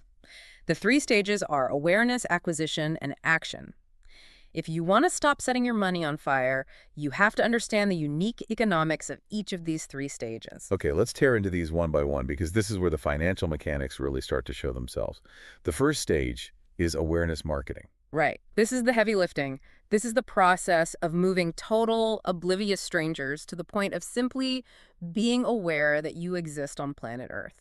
And we need to be very clear here. This is, by an exponential margin, the most expensive stage of marketing. Oh, absolutely. Awareness requires broad, sweeping reach. You are essentially casting a massive, heavy net into a giant ocean of people who, frankly, do not care about you or what you do. Nope, they do not care. This is where your newspaper ads live, Yep. your search engine ads, your expensive radio spots, billboards, direct mail campaigns. You are paying a massive premium just to interrupt people's lives and say, hello, look at me. Yeah, and I always get frustrated when I look at the cost of awareness marketing because it's so expensive since you're paying for the privilege of accessing an audience that someone else spent years building. That's a really good point. You are renting space on Google's search page. You are renting ears from a local radio station. You don't own those people's attention. You are just leasing it for 30 seconds. You are a renter, not an owner. Exactly. And because you are targeting absolute strangers, the conversion rate, meaning the number of people who see that billboard and immediately decide to buy right then and there, is incredibly low. Right. It's a numbers game, and the numbers are notoriously brutal. Very brutal. Okay, so I have spent a fortune on a billboard or a massive Google ad campaign. People finally know I exist. But just because they know I exist doesn't mean they care, and it certainly doesn't mean they're going to open their wallets. How do I actually get them to step across the line? Well, that brings us to the second stage, which is acquisition marketing. Acquisition. Right. This is the pivot point. You've paid the toll for awareness. They are looking at your website. They walked into your store. Now, what is your immediate mechanism to capture that fleeting attention? So it's about turning that attention into something tangible. Exactly. Acquisition marketing is about giving them a compelling, low-risk reason to take a tiny step toward you. It is the transition from an anonymous eyeball into a known entity. So it's offering the 10% discount code, or it's a free PDF guide, or it's like a fishbowl on the counter where they can drop their business card to win a free lunch. Yes, all of those. For the purpose of our deep dive today, the ultimate goal of the acquisition stage is getting them to join your email list. Right. You're trading something of small value, a discount, a piece of knowledge, in exchange for their permission to contact them again. You are moving them from aware to active prospect. And once we know who they are, we get the third stage, action marketing. Action marketing. This is where the magic happens. This is the process of getting that active prospect who has raised their hand and said, I'm slightly interested, to actually return and do business with you. And action marketing is the sweet spot of business economics. This is where email marketing lives and breathes. Think about the math here. Right? Think about it. You have already paid the steep, painful price of awareness. You have successfully acquired their contact information. Now, through action marketing, sending targeted, relevant, valuable emails, you are maximizing the revenue potential of that relationship. And you are doing it at a fraction of a penny per communication, rather than the dollars per click you were paying Google. Exactly. This completely flips my perspective, because from a real-world standpoint, most small businesses are operating completely backward. They really are. We spend 90% of our budget and 99% of our mental energy agonizing over the awareness stage. We obsess over the billboard design, the Facebook ad targeting, the SEO ranking. We spend an absolute fortune getting people to walk in the door or click the link. But the actual profit, the margin that keeps the lights on and pays the mortgage, is made in the action stage. Exactly. We spend all this money getting them in the door, but we spend zero effort, zero budget, keeping them in the loop once they inevitably leave without buying. You are touching on a massive inefficiency. If we connect this to the bigger picture of the constant contact cycle, Mhm. email marketing is the grease that speeds up this entire wheel. Yeah. And it doesn't just sit isolated in the action stage. This is a crucial point from the text. Action marketing actually feeds back into the other stages naturally. Wait, really? How does an email I send to someone who already knows me generate new awareness? Through the power of network effects. Okay, explain that. Let's say you send a genuinely great, informative email to an existing customer. Maybe it has a great tip or a fantastic limited time offer. What do people do with good information? They share it. They share it. They forward that email to a friend or a coworker who might need your services. Suddenly, your action marketing has organically migrated back into generating brand new awareness. And it did it for absolutely free. Plus, it comes with the added invaluable bonus of a personal recommendation from a trusted friend, which completely bypasses the risk aversion we talked about earlier. Exactly. It's a self-sustaining loop, but only if you build the infrastructure to support it. So the immediate practical takeaway here is an audit of your own mental energy and budget. Ask yourself right now. Yeah, ask yourself, are you bleeding cash, trying to get strangers to notice you, while completely ignoring the people who has already raised their hands? Yeah. Are you starving your action stage to overfeed your awareness stage? And to really drive home how vital that reallocation is, the source text doesn't just offer theory. It provides a direct, unarguable mathematical comparison. Oh, the math part. I love this. It proves, using actual numbers, how capturing an email address flips the fundamental economics of a business campaign from a net loss into a net profit. Listeners, we're going to do a little mental math together here. And don't worry, we're going to take this slow because these numbers are the difference between a business surviving and going under. Very true. We're going to walk through a hypothetical scenario that I think every single business owner has lived through. Let's call it the tale of the $500 ad. Set the stage for us. Okay, scenario one. You run a small business. You decide you need more foot traffic, so you drop $500 on an advertisement. Let's say it's a beautifully designed print ad in a local lifestyle magazine. Okay, $500 spent. You pay the $500, the magazine goes out. As a direct result of that specific ad, 10 people walk into your store over the weekend. Let's pause right there and look at the immediate unit economics. You spent $500, you got 10 people in the door. You just paid $50 for each person to simply cross the threshold of your store. $50 a head. $50 a head before they've even looked at a price tag or spoken to an employee. Oof. When you put it like that, it hurts. It does hurt. Okay, so out of those 10 people who walk in, let's look at their buying behavior. 2 of them have an immediate pressing need for what you sell. They buy right then and there. Fantastic. Let's say, to keep the math clean, you make a solid $100 profit on each sale. So 2 buyers equals $200 in total profit in your cash register. But we have to subtract the cost of the marketing communication. You made $200 in profit, but you spent $500 on the magazine ad. Right. I am currently $300 in the hole. Yep. But wait, what about the other 8 people who walked in? Well, if we break them down, let's say 6 of them are genuinely interested. They really like your products, they think your store is great, but they just don't need anything today. Right. Maybe they are waiting for their next paycheck or they have a spouse's birthday coming up next month. Exactly. And the last 2 people, they just wandered in to get out of the rain or they wanted to use your bathroom. They don't care about your business at all. Okay, so the weekend is over. Let's tally up the final ledger for scenario 1. You spent $500. You generated $200 in profit from the 2 immediate buyers. The 6 interested people left. The 2 bathroom users left. You are walking away with a net loss of $300. Man. For a small business with tight margins, running that exact play over and over again, thinking, hey, the ad got 10 people in the door is a fast track to quiet bankruptcy. You are essentially paying for the privilege of working.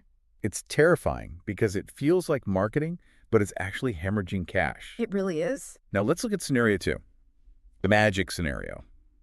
You run the exact same $500 magazine ad. You get the exact same 10 people walking through the door on Saturday. Okay. You still get the 2 immediate buyers, the 6 interested prospects, and the 2 people dodging the rain.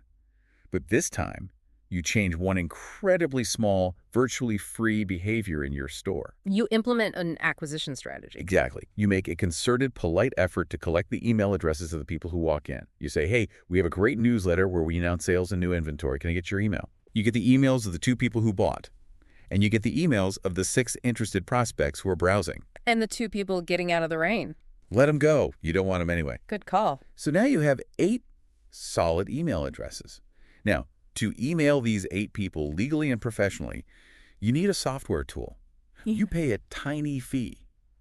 Let's be generous and say $15 a month for a professional email service provider. Right. Over the next few months, you don't badger them, but you send out regular, valuable newsletters, some tips, some product highlights, maybe a holiday promotion. Because you stayed in touch, because you maintained proximity to their attention, the psychology shifts. Right. Several months down the line, your follow-up emails eventually bring back one of those original immediate buyers for a second purchase. They liked what they bought, and you reminded them you exist. Which is huge. And crucially, those emails bring back 3 of those 6 interested prospects when that spouse's birthday finally rolls around and they are actually ready to buy. So through the email follow-up alone, you have generated 4 brand new purchases that you absolutely never would have had in scenario 1. Never. In scenario 1, those people forgot you existed by Tuesday. Let's do the final math on scenario 2. If each of those 4 new purchases generates that same $100 profit, that is $400 in added sales. Yeah. So you made $200 from the initial walk-ins on day 1. You made $400 months later from the email follow-ups. That is $600 in total profit generated from that initial group of 10 people. Wow. Subtract the original $500 magazine ad spend, and you now have a net profit of $100. We can subtract the $15 for the email software too, so a net profit of $85. But the structural systemic difference is what's astounding here. It really is. You took a marketing campaign that was actively losing you $300, and by bolting on a $15 a month tool, you turned that exact same campaign into a profitable engine. That is the mathematical magic of email. It really is magic. When I look at those numbers, I realize email is essentially the ultimate recycling program for your ad spend. The ultimate recycling program. I like that. You are monetizing the no, not right now crowd. Without email, every dollar you spend on those 6 interested people is wasted the second they walk out the door. Poof, gone. With email, you capture and retain the value of the advertising dollar you already spent on them. This specific dynamic brings up a broader economic concept called break-even analysis, which the source text suggests is crucial for any business owner to internalize. Break-even analysis. Make that real for me. You must know exactly how many purchases it takes from a single customer to break even on the initial cost of acquiring them. Okay, so applied to our scenario. Well, in scenario 1, the cost per new customer was astronomically high because you only captured 2 sales from a $500 spend. Right. You paid $250 to acquire a customer who only gave you $100 in profit. You are $150 in the red on that relationship. That's a deep hole to dig out of. It is. It might take 3 or 4 return visits from those 2 specific customers over several years just to pay back the initial ad that brought them in. If they ever come back at all. Right. But email violently accelerates the path to that break-even point. Because you are getting more purchases out of the same initial spend. Exactly. Because you are converting a much higher percentage of the initial traffic over time, and you are doing it at almost 0 additional cost. The aggregate cost of acquiring a buying customer plummets. So the practical takeaway for the listener is a massive mindset shift. You have to stop viewing email marketing as an additional marketing expense. Yes.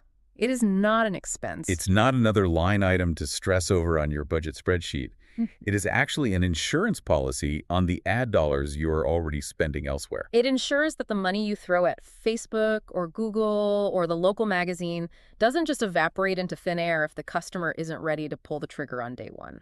That concept of plummeting costs leads us directly into a more advanced calculation from the text. How we calculate and then drastically lower the overall cost of acquisition, or COA. Cost of acquisition. Understanding COA across your whole business is the difference between flying blind by the seat of your pants and having a high-precision dashboard for your financial health. Okay, let's define it clearly first, so we are all on the same page. The formula for cost of acquisition is relatively simple on the surface. What is it? Take the total amount of money you spent on a specific promotion and divide it by the number of new customers it generated. Simply enough. Let's do a quick example. For example, let's say you are a roofer. You spend $10,000 a year sending direct mail postcards to neighborhoods.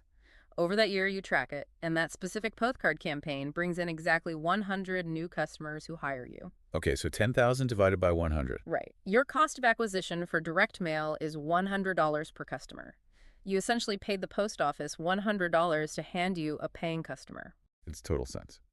Now, the source text provides another incredibly illuminating mathematical breakdown. It compares two tables, Table 3.2 and Table 3.3. Let's look at the baseline business first. Right. Imagine a medium-sized local business that has a total marketing budget of $40,000 a year. $40,000. They spread this out. They do some newspaper ads, some direct mail, local directory listings, a bit of search engine ads, and maybe they maintain their website. In total, after spending that $40,000, they generate 400 new paying customers for the year. So we do the math. $40,000 divided by 400 customers gives us an average cost of acquisition of $100 across the entire business. Now, obviously, some channels might be cheaper. Sure, maybe SEO brings them in for $20. Right, and some might be more expensive. Maybe the newspaper is costing them $150. But blending it all together, the average is $100 to acquire a new customer. Right. That is the baseline. Now, let's introduce a dedicated email lead nurturing system into this exact same business model. Okay, let's see how the numbers shift. You are still running the $40,000 worth of ads. You didn't cut your budget. Yeah. But you have an epiphany. You realize that while those ads only produced 400 instant day one buyers, they actually generated a massive amount of looky-loos and traffic. Right, the interested browsers. Let's say across all those channels, the ads drove people to your website, and you managed to capture 2,750 email leads. Okay, these are the people who saw the newspaper ad, went to the website, maybe downloaded a coupon or a guide, gave their email address, but did not buy anything yet. Exactly. Now, you invest a very small amount of capital into email marketing to follow up with them. Let's say $500 for the entire year to maintain the software subscription and send out a couple of campaigns a month to those 2,750 leads. Let's use the author's conservative estimate here. Let's say over the course of the year, only 10% of those email leads eventually convert into paying customers because of your persistent, gentle follow-up. Okay, 10%. 10% of 2,750 is 275 brand new customers. Let's do the COA math on just the email portion first.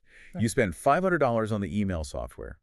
You got 275 new customers from it. Which is? $500 divided by 275. That is an astoundingly low cost of acquisition. It comes out to $1.80 per customer. $1.80. Compare that to the baseline. You were paying $100 to get a customer through cold ads. You were paying $1.80 to get a customer through warm email follow-up. It's absurd. Well, but it gets even better when you look at the macroeconomic view of the business.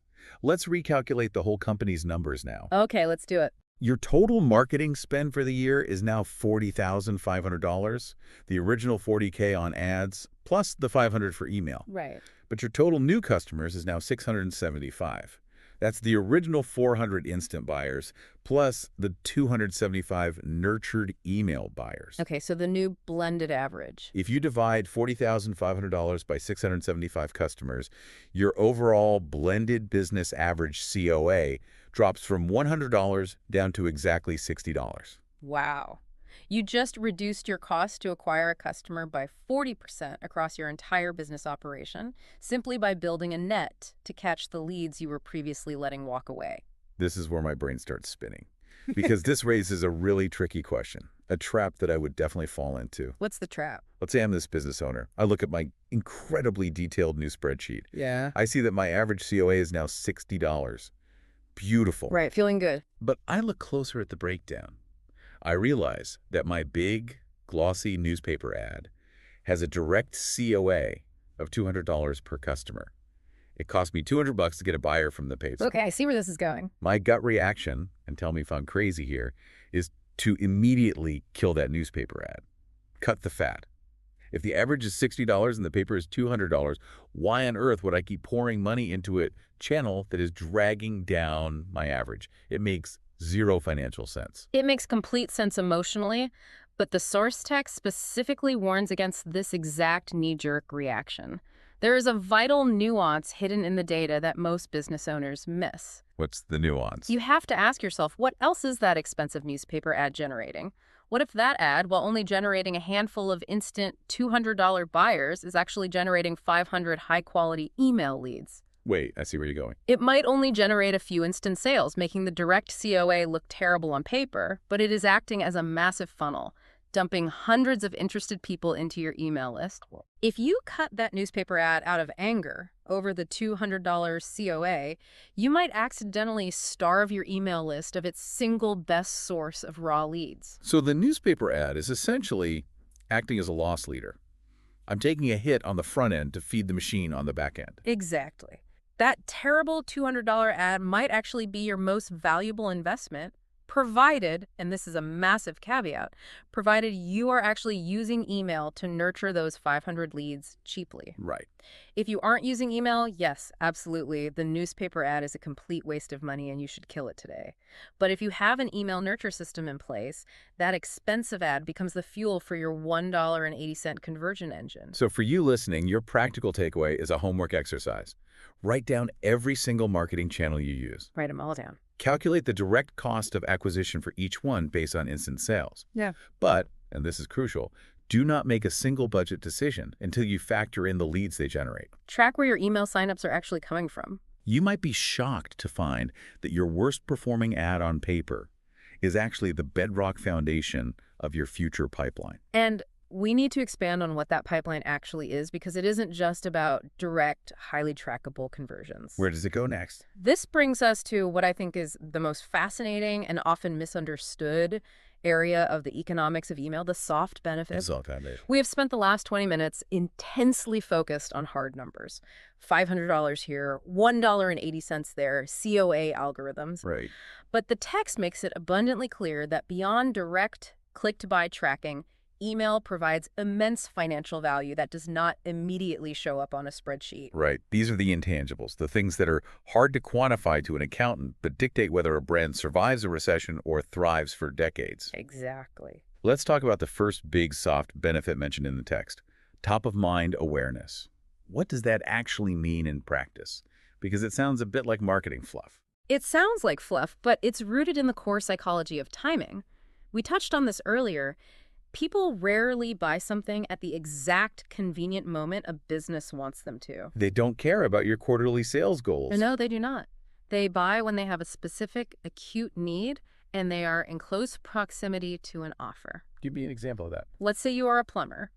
You can spend thousands of dollars educating me about your state-of-the-art pipe fitting services today, but my pipes are fine, so I don't care. Right. If my pipes don't burst for another 6 months, I am highly, highly likely to forget your name when the emergency actually happens. Okay, I am going to push back here because this is where a lot of small business owners get stuck. Sure. If I'm that plumber, what am I supposed to email people about every month? Nobody wants a weekly update on PVC pipes or wrench maintenance. Doesn't this whole top-of-mind thing only really work for lifestyle brands or clothing stores or tech gadgets? That is the ultimate trap, and it's why so many service businesses give up on email. You think the email has to be about plumbing. It doesn't. It doesn't. No, it has to be about value to the homeowner.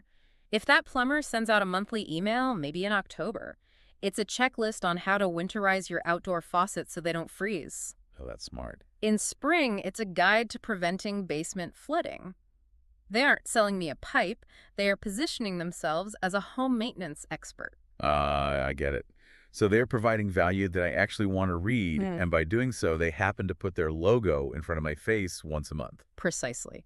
Email puts you in their proximity constantly without being annoying. Wow. So 6 months from now, when the pipe finally bursts at 2 in the morning and water is pouring through the ceiling, I don't panic and go to Google to search for a random, unvetted stranger. You go to your inbox. I open my inbox and search for the expert who has been quietly proving their competence to me every single month. You win the job because you are top of mind. It's like having a tiny free billboard that lives permanently inside your customer's pocket. They carry your brand with them everywhere they go. They do. And that proximity leads directly to the second soft benefit, which is referrals. Referrals are deeply, almost exclusively, tied to top-of-mind awareness. How so? Think about how a referral actually happens in the real world. A friend texts you, "Hey, do you know a good landscaper?" Okay. When people get asked for a recommendation, they do not pause, open up a spreadsheet, and do deep comparative research to give the mathematically best answer. No, of course not. They just blurt out the very first name that pops into their head. Exactly. They refer the first business that clears the threshold of good enough and is currently occupying space in their short-term memory. Right. If your landscaping business sent them a helpful email on Tuesday about lawn care and their friend asks for a recommendation on Thursday, you win that referral. Not because you are definitively, objectively the greatest landscaper in a 50-mile radius, but simply because you were the most recent one to remind them you exist. You hacked their memory retrieval process. That is incredibly powerful, and it builds right into the third SOC benefit, Yeah. loyalty. Loyalty. Over time, that constant helpful familiarity breeds deep trust. And trust is incredibly lucrative. The text points out that loyal customers don't just return.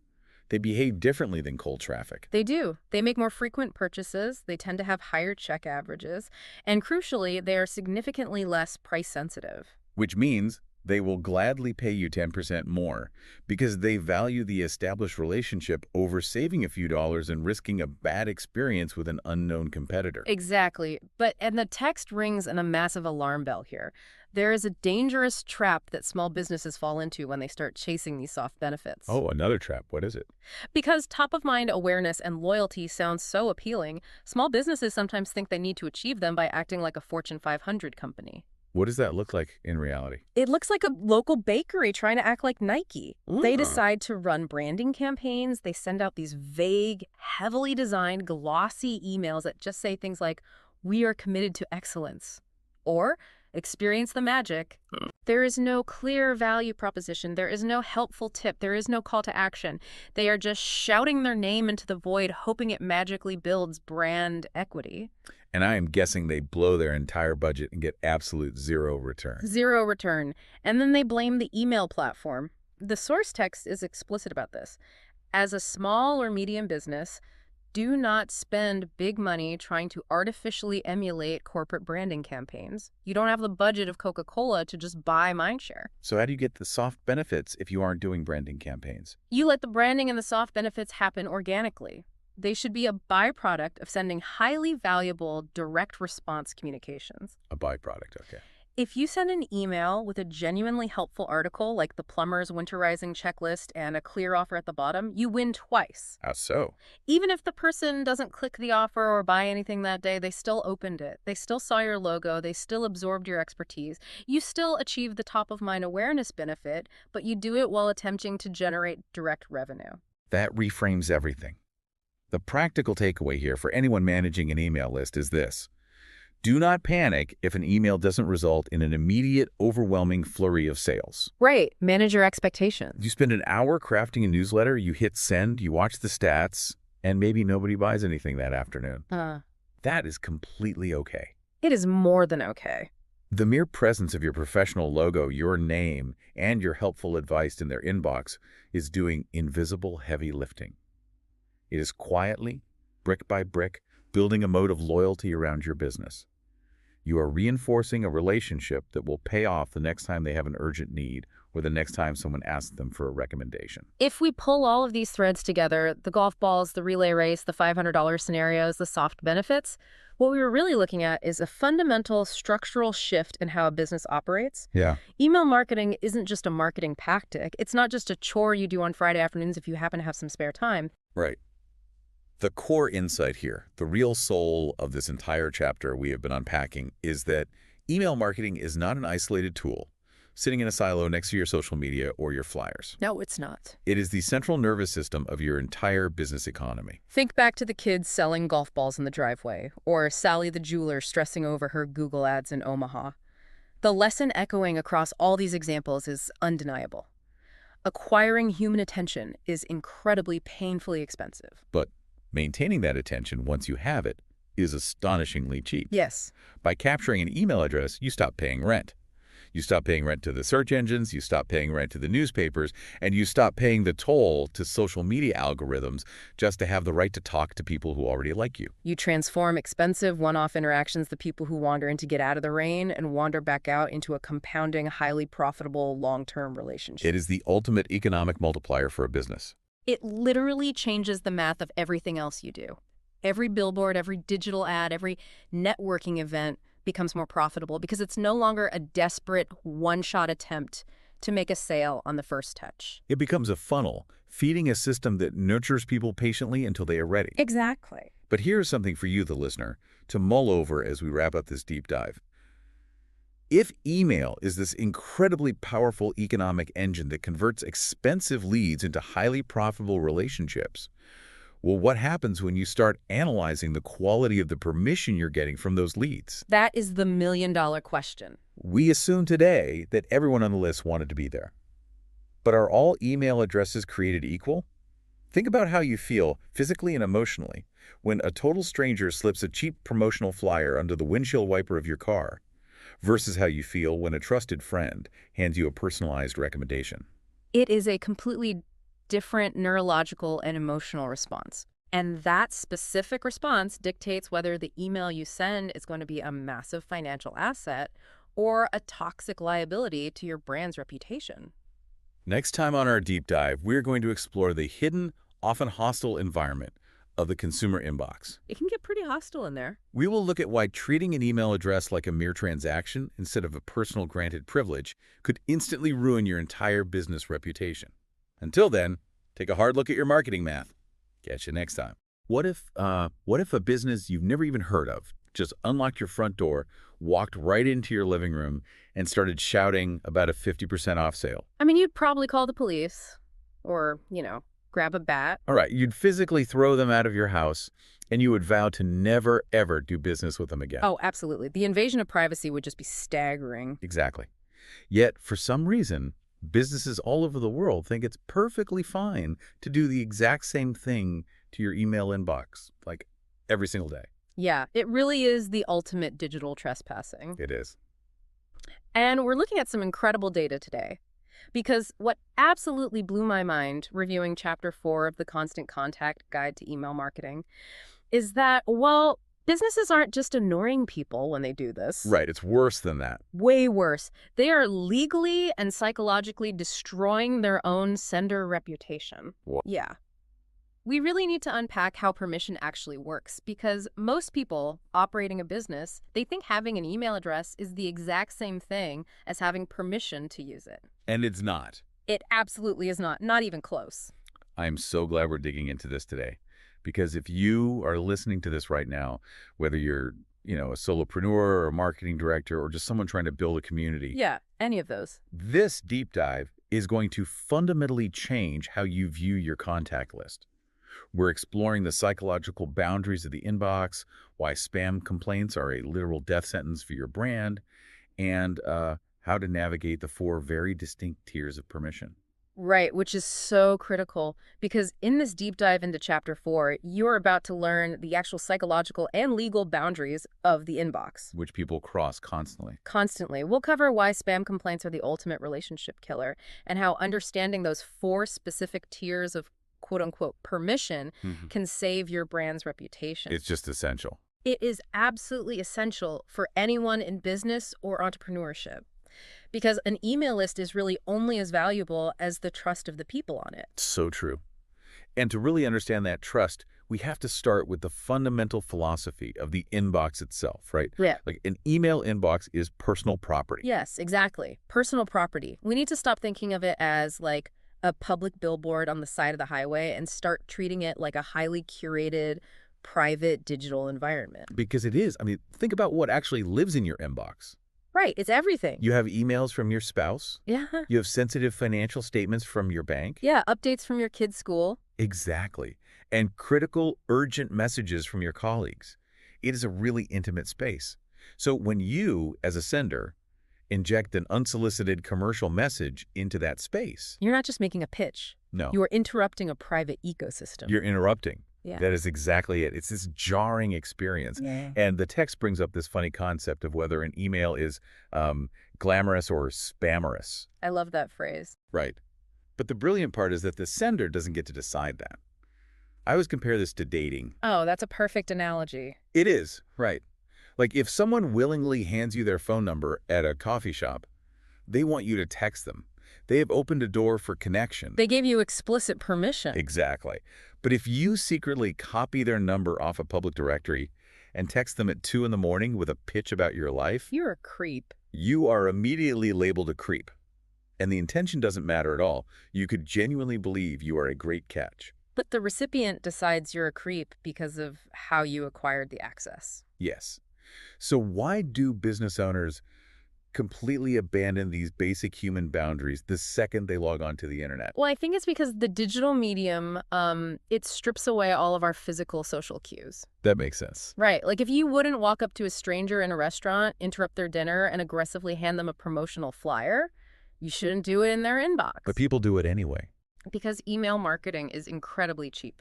I mean, the cost to send a message to one person is virtually the exact same as sending it to 10,000 people. Right. It's practically free. And that very low financial friction, it creates a dangerous behavioral temptation. The temptation to just blast everyone. Exactly. Senders yield to the temptation to blast messages to total strangers. They think, what's the harm? Maybe 1% will buy. While completely ignoring the 99% who are actively learning to hate their brand. Precisely. They are destroying the exact relationships they are trying to build in the first place. And to build on your dating analogy regarding the subjective nature of this interaction, Yeah. the definition of what constitutes a spam email is entirely determined by the customer, Not the sender. not the sender. It does not matter what the sender's good intentions were. It doesn't matter if the marketing department spent 4 weeks designing this beautiful template with a genuinely incredible discount. None of that matters. None of it. If the customer feels intruded upon and they think it is spam, full stop. Wow. Okay. So if that is the psychological reality, how does a business owner or an entrepreneur practically adjust their strategy before they launch their next campaign? It requires a major mental shift. Like if you are staring at a massive list of emails right now, what is that mental shift that has to happen? The shift is treating every single email address on your list as a privilege that is on loan to your business. On loan. I like that. Yeah, it is not an asset you own. Before you click send, you have to ask yourself a very sobering binary question. Which is? Have I definitively earned the right to take up space in this specific person's inbox today? And if the answer is no. If the answer is no, or even a hesitant maybe, you simply cannot send the email. Okay, I want to push back on that slightly. Go for it. Or at least play devil's advocate for the listener who is thinking, look, if I don't send the email, I don't make the sale. I have to hustle. The worst they can do is just delete it, right? See, that is the most dangerous misconception in all of digital marketing. That they'll just delete it. Yes, the worst they can do is absolutely not just delete it. If you haven't earned the right to be there, the customer has a very powerful, highly punitive tool at their disposal. The spam button. The spam button. And an alarming number of marketers, they just do not understand the mechanical devastation that a spam complaint causes. Let's get into the mechanics of that then. Because the source material dives really deep into the anatomy of a spam complaint. It really does. It outlines 5 distinct ways businesses frustrate their audiences into hitting that button. But before we hit those 5 triggers, explain why that button is so catastrophic. Because it's not just a folder. Right. Because for years, I just assumed hitting spam just moved the email to a different folder on my phone. End of story. Well, it does move the email for you locally, sure. But behind the scenes, it initiates a severe algorithmic penalty. Oh, wow. A spam complaint is not a polite no thank you. When a user clicks spam or junk in programs like Gmail or Yahoo or Apple Mail, it sends a direct algorithmic signal back to the internet service provider, the ISP, and the ISP is constantly monitoring your sender reputation. Okay, so what are they tracking? They track your domain, they track your IP address, and they aggressively monitor the ratio of emails sent versus spam complaints received. So they are essentially building like a credit score for my business's email address. That is a perfect way to look at it. It is exactly a digital credit score. I mean, I get too many complaints. If you accumulate even a handful of spam complaints relative to your total volume, your sender reputation tanks. Like handful, really? Yes, the threshold is incredibly low, and once that score drops below a certain point, the ISTs will just stop delivering your emails to the inbox entirely. For everyone. For everyone, they will start routing every single email you send straight to the junk folder across their entire network. Even for the people who want my emails. Even for your loyal customers who actively signed up and want to hear from you. That's terrifying. It is. You become digitally invisible, and you might not even realize it's happening until your open rates just completely flatline. Okay, that is a silent, invisible death for a marketing channel. Mhm. We need to break down these 5 triggers so you, the listener, can audit your own practices today and stop this before it happens. Absolutely. Let's do it. Let's look at trigger number 1, questionable identity. The data from the Email Sender and Provider Coalition states that 79% of consumers click spam simply because they don't know who the sender is. It is the single largest driver of spam complaints by a massive, massive margin. 79%. I mean, think about the user experience of checking email. People scan their inbox in seconds, right? They make these rapid-fire decisions about what to open, what to delete, and what to flag. Oh, totally. I do it every morning. Exactly. If your audience have to play detective for even a fraction of a second to figure out who is emailing them, they won't do it. They will just hit the spam button to clear the clutter. I have to admit, though, I find that 79% number almost hard to believe. If I don't know who an email is from, I usually just swipe to delete it. It actually takes more effort to actively flag it as spam. True. Is it possible consumers are just using the spam button as a lazy delete button? They absolutely are. And that is exactly why your identity needs to be instantly recognizable. You cannot rely on the consumer to take the time to properly unsubscribe or softly delete. They just won't do it. They won't. The source gives a brilliant contrast to illustrate this. Imagine a recipient sees a completely unrecognizable alphanumeric sender address, right? Something like, I don't know, info1435349@gmail.com. Oh, my brain immediately flags that as danger. Right. The immediate psychological assumption is that this is a phishing scam or a virus. Exactly. Now compare that to a clear, brand-consistent sender. The author uses the example of Rothmans, which is a prominent men's clothing store in New York. Okay. If the email comes from Rothmans at rothmansmood.com and specifically features the owner's name, Ken Giddin, The recipient immediately knows who it is. yes, they picture the physical store, they remember the customer service they got, they recall the relationship.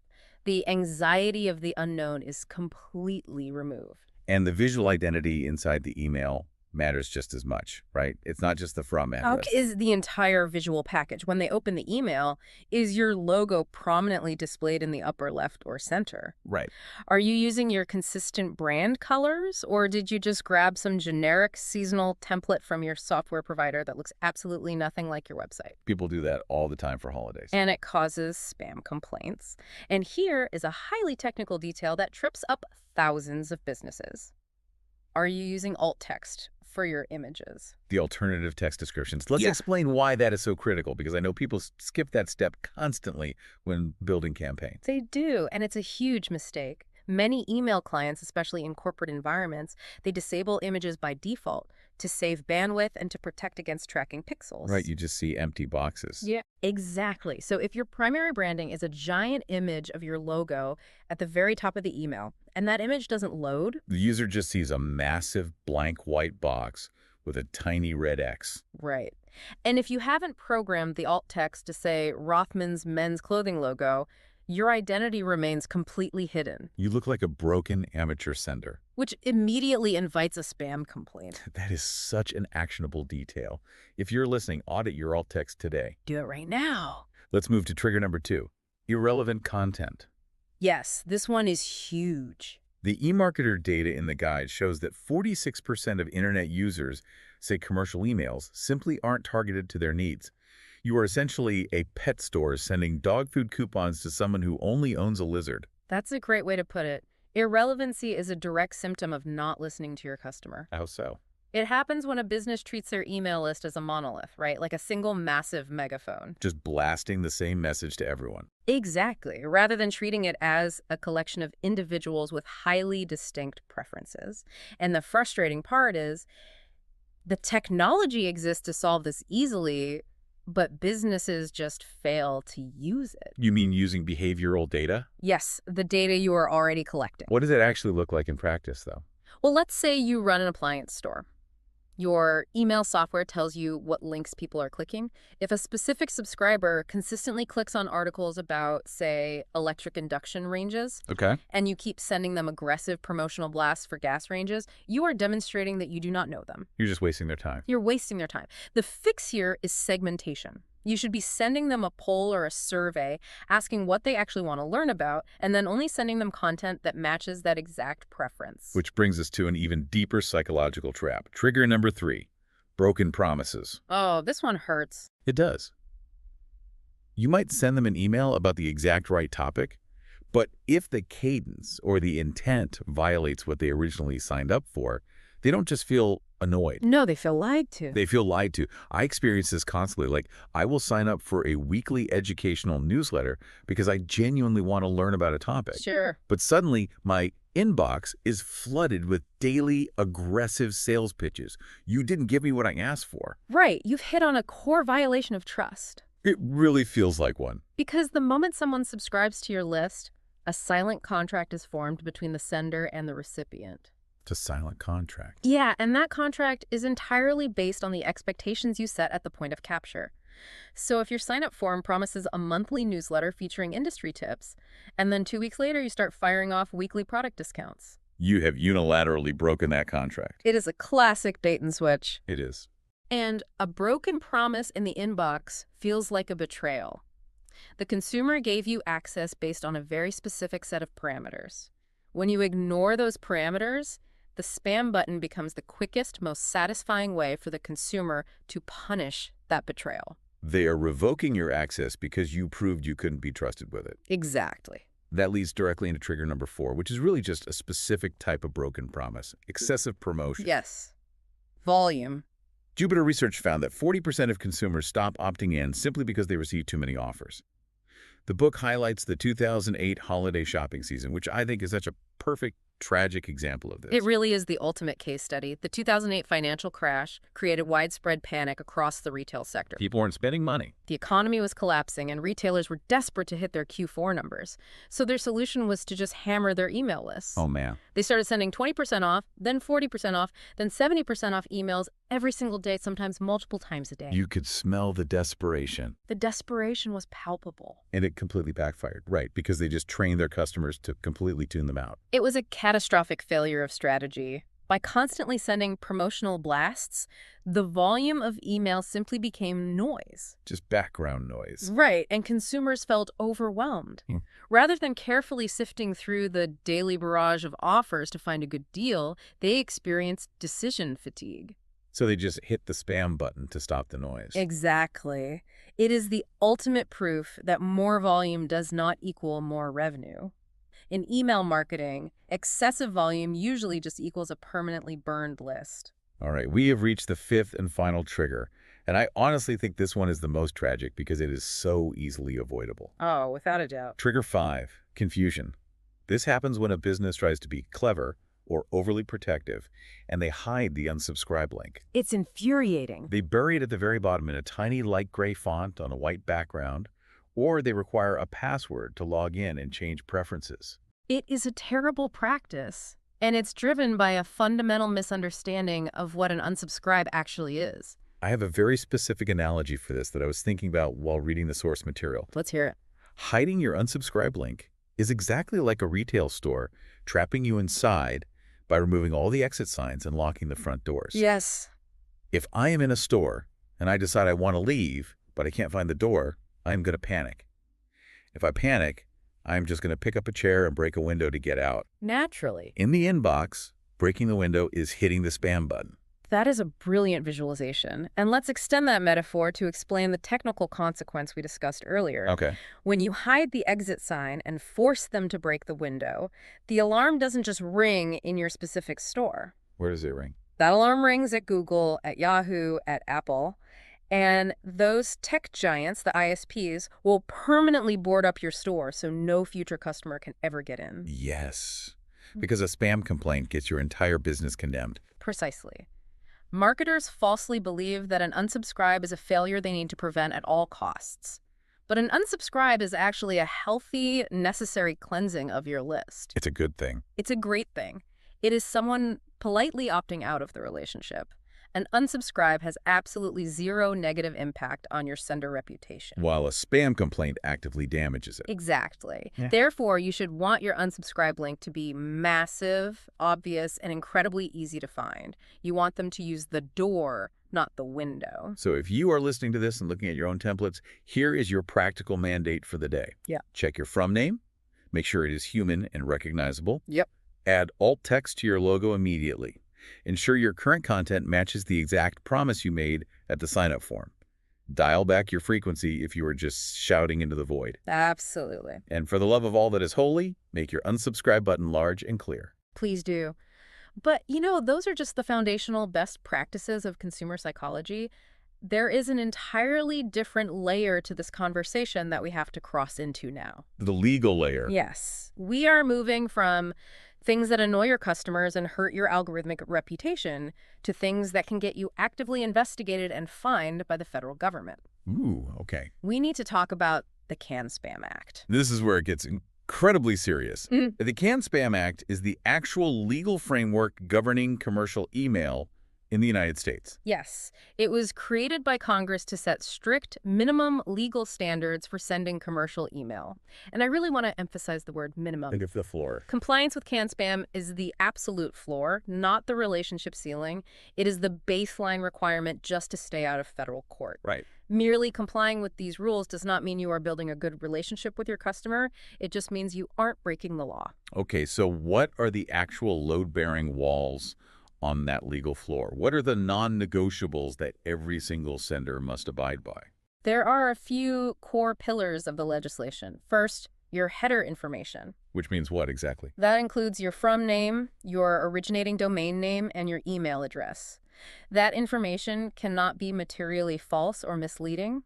It must accurately identify the person or business who initiated the message. Okay, that makes sense. No fake identities. Right. Second, your subject line must be an honest reflection of the content inside the email. You cannot use deceptive subject lines to trick people into opening the message. We'll circle back to that one because I have some thoughts. What's next? Third, you must include a valid physical postal address in every single commercial email. Wait, a physical postal address? Yes. What if I run a completely digital business out of my apartment and I don't want tens of thousands of strangers knowing where I sleep? Which is a very valid fear. That was a major concern for small business owners and freelancers, which is why the FTC updated the rules to clarify that a registered P.O. box or a private mailbox registered with a commercial mail receiving agency is legally acceptable. Oh, okay, good. But a verifiable physical location must be present in the email. Okay, so accurate header, honest subject line, physical address. What about getting off the list?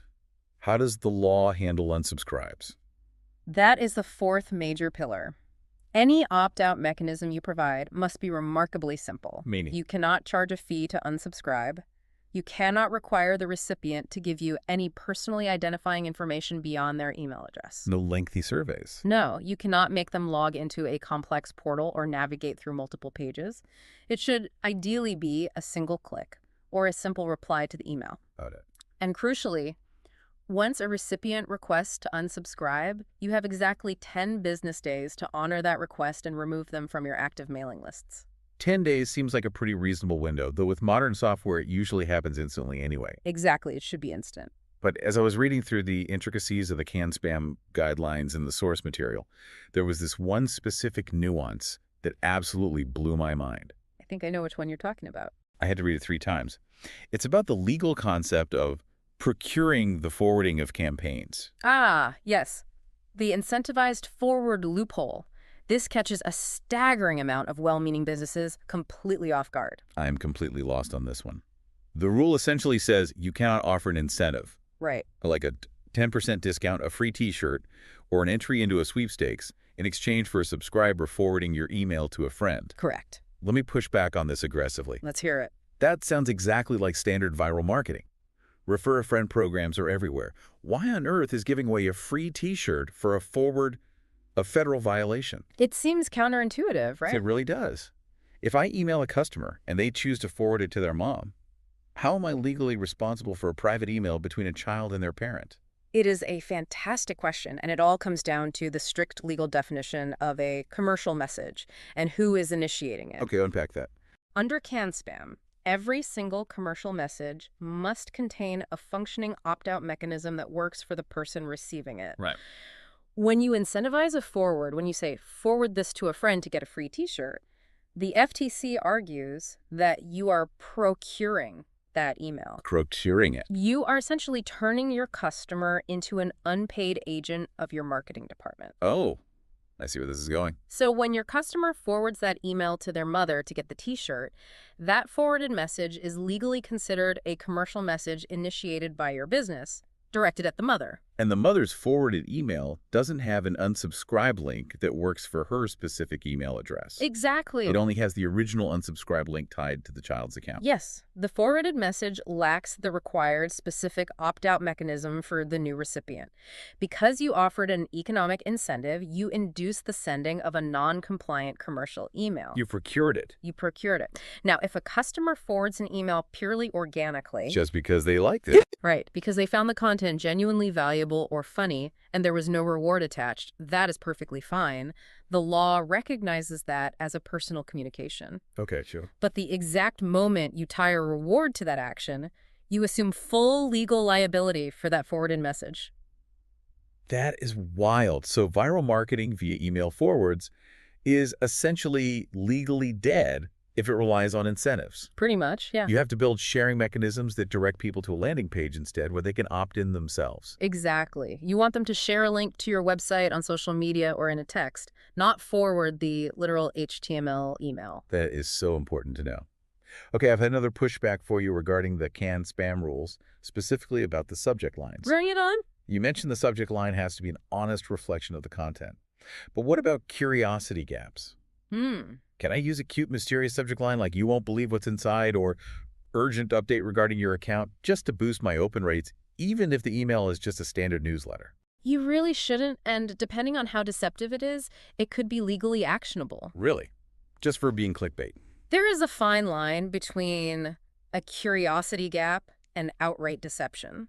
The FTC does not look kindly on tricks. The source material specifically references the Adderactive settlement to highlight this point. What happened in that case? Well, Adderactive and several other companies faced massive federal fines for using deceptive subject lines that misled consumers about the core nature of the email. What were they doing? They used tactics that made commercial offers look like personal messages, or they made them look like urgent administrative alerts from a bank. Well, Sadie. Very. The FTC stepped in to reinforce that tricking someone into opening an email not only destroys brand trust instantly, but it is a direct violation of the law. You cannot sacrifice honesty for a temporary bump in open rates. So what does this mean practically for the average business owner? If I use an email service provider, an ESP like, Constant Contact, MailChimp, or Klaviyo, they usually handle all the technical compliance for you, right? Like, they automatically inject the one-click unsubscribe and my physical address at the bottom of the template. I don't really have to worry about this. That is a dangerous assumption. Yeah. Yes, reputable ESPs handle the structural requirements. They build the foundation. But you, as the business owner, are entirely responsible for the content you put inside the house. I have to furnish it legally. Exactly. The software cannot prevent you from writing a deceptive subject line. The software cannot prevent you from illegally offering a free t-shirt for a forward in the body of your text. Right. It doesn't read the text for you. And the software certainly cannot verify how you collected the email addresses in the first place. You have to take personal, active responsibility for the legality and honesty of your campaigns. Okay, so we have covered the psychology of the inbox. We have covered the catastrophic algorithmic nature of spam complaints. And we have navigated the legal floor of the CAN-SPAM Act. We've covered a lot. But here is where the deep dive gets really, really interesting. Because even if you are totally legally compliant, and even if you avoid all 5 spam triggers, not all permission is created equal. This is perhaps the most vital, actionable concept in the entire chapter. The tiers of permission. Yes. Beyond the basic law, there is a distinct hierarchy of permission. It is a spectrum of trust that dictates exactly how successful your campaigns will be. Okay, lay it out for us. Having an email address doesn't mean you have the same level of permission for every person. The guide breaks this down beautifully into 4 specific tiers. What are they? No permission, implied permission, explicit permission, and confirmed permission. Let's climb that ladder, starting from the absolute bottom. Tier 1, no permission. The worst tier. Now, we already talked about scraping websites, buying lists, or stealing from directories, which is obviously illegal and highly damaging, but the text introduces this fascinating subcategory called expired permission. Oh, I love this concept. Tell me about that, because I had never thought of permission as something with an expiration date. Most people don't. Expired permission highlights that consent is highly perishable. It is incredibly time-sensitive and context-dependent. Okay. The source uses a perfect real-world example to illustrate this: the bridal industry. Oh, this is such a good example. It really is. Think about a bride who is actively planning her wedding. During that 6 to 12-month window, she actively wants a million emails. You want all the spam? She is highly engaged. She wants to hear from local caterers, wedding photographers, florists, dressmakers, and DJs. She is willingly giving out her email address at every bridal expo she attends because she needs that information right now. Right. She's literally begging for commercial offers to solve her immediate problem. But the day after the wedding, It's over. her interest in wedding DJs drops to absolute zero. It evaporates overnight. If a florist or a venue continues to email her 3 months after she is already married, she will almost certainly mark it as spam. Because it's annoying now. Exactly. The permission she granted was entirely contextual to a specific, time-bound life event. Once the event passes, the permission expires. That makes total sense, so it's not permanent. Not at all. If your business operates in an event-driven or time-sensitive industry, like real estate, mortgage lending, or wedding planning, you have to be rigorous about cleaning your lists and actively re-asking for permission, or you will drown in spam complaints from people whose context has moved on. Wow. Let's move one rung up the ladder to Tier 2. Implied permission. This is tricky. This feels like the most dangerous tier because it's a gray area. This is where you have some sort of existing business relationship, but they didn't explicitly say, please send me your marketing emails. Right. Like maybe they bought a product from you 6 months ago, or they handed you a business card at a trade show. I really want to explore this through the Chamber of Commerce Director example the text gives, because I think thousands of small business owners fall into this exact trap every day. It is an incredibly common pitfall, mostly because it feels justified to the sender. Exactly. So let's say I own a local printing business, and I pay my dues to join the local Chamber of Commerce. Okay, pretty standard. As a perk of membership, I am handed a physical or digital directory containing the email addresses of all 500 other business owners in the club. A gold mine, right? It feels like one. It is so incredibly tempting to just export that list, load all 500 emails into my marketing software, and blast them with a 20% off coupon for business cards. We're in the same club, right? We are essentially colleagues. But the text points out that this is basically a violation. Because you are confusing association with permission. Right. Just because we have the roster doesn't mean we are friends. If I scrape that chamber list and email them unprompted, I am just the annoying guy at the morning networking event aggressively shoving flyers into people's hands while they're just trying to eat a bagel and drink their coffee. It goes back to the core question of the inbox. Do these people actually recognize you? Exactly. Having someone's contact information is absolutely not the same as having their permission to market to them. Implied permission is risky. Very risky. While it might not strictly violate the CAN Spam Act to email a past customer or a fellow chamber member, it is highly perilous for your sender reputation. Because of the spam button. Right. If they open their inbox, see your name, and don't instantly recognize you or remember giving you their email, they will flag you as spam. So how do we handle this practically? Because if you're listening to this and looking at your own list of 10,000 subscribers, you're probably sweating right now, realizing that maybe 4,000 of them fall into this implied permission bucket. Yeah, you don't want to just delete them. How do we engage them safely? The practical takeaway here involves a very specific metric and a structural change to your emails. First, audit your list. If more than 30% of your total list is based on implied permission, you are at a dangerously high risk for spam complaints that will tank your deliverability. Okay, so what's the structural change? To mitigate this risk, you must implement what is called a permission reminder. Walk me through exactly what a permission reminder looks like. Where does it go? It is a short, Highly polite note placed at the very top of your email, Like above everything. above the logo, above the main content. It gently reminds the recipient of the exact context of how you know each other. What would it say? For example, it might say, "You are receiving this email because you recently attended our spring real estate seminar, or because we are fellow members of the local Chamber of Commerce." And crucially, right next to that sentence, you offer an easy, highly visible opt-out link. Wait, you put the unsubscribe link at the top of the email? I know a lot of marketers who would hyperventilate at that idea. If I put it at the top, everyone will click it. And if they want to click it, you should let them. Because it's the door, not the window. Exactly. Remember the trapped in a store analogy? You are giving them context to reduce their anxiety, and you are giving them an immediate, obvious exit if they want it. That's brilliant. This radical transparency protects your brand. They might unsubscribe, but they won't hit the spam button, which means your sender reputation remains intact for the people who actually want to buy from you. Context and an exit at the very top. I love that. All right, let's keep climbing. Tier 3, explicit permission. This is the goal, right? The gold standard of email marketing. Yes.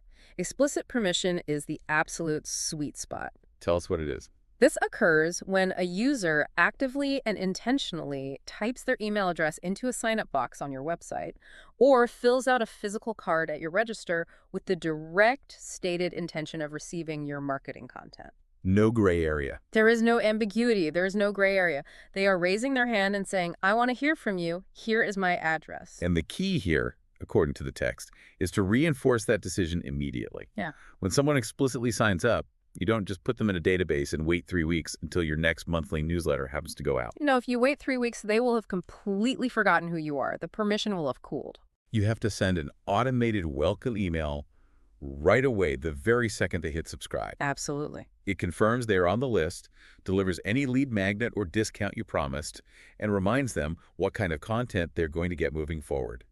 It's like opening the door and saying, "Welcome to the club. Here is exactly what we promised you. We are so glad you are here." Precisely. You strike while the iron is hot. You reinforce the positive psychological connection they just made with your brand, and you train their email client that your domain is a safe, expected sender.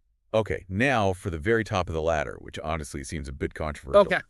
Tier 4, confirm permission, which is more commonly known as double opt-in. Yes, the double opt-in.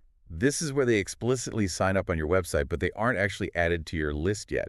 You send them an automated email with a verification link, and they have to open that email and click that link to confirm their subscription. Right, an extra step. Now, the source material drops a massive warning sign on this tier. It states that requiring that second click drops your total signups by 60%. Yeah. 60%. That is a catastrophic amount of friction.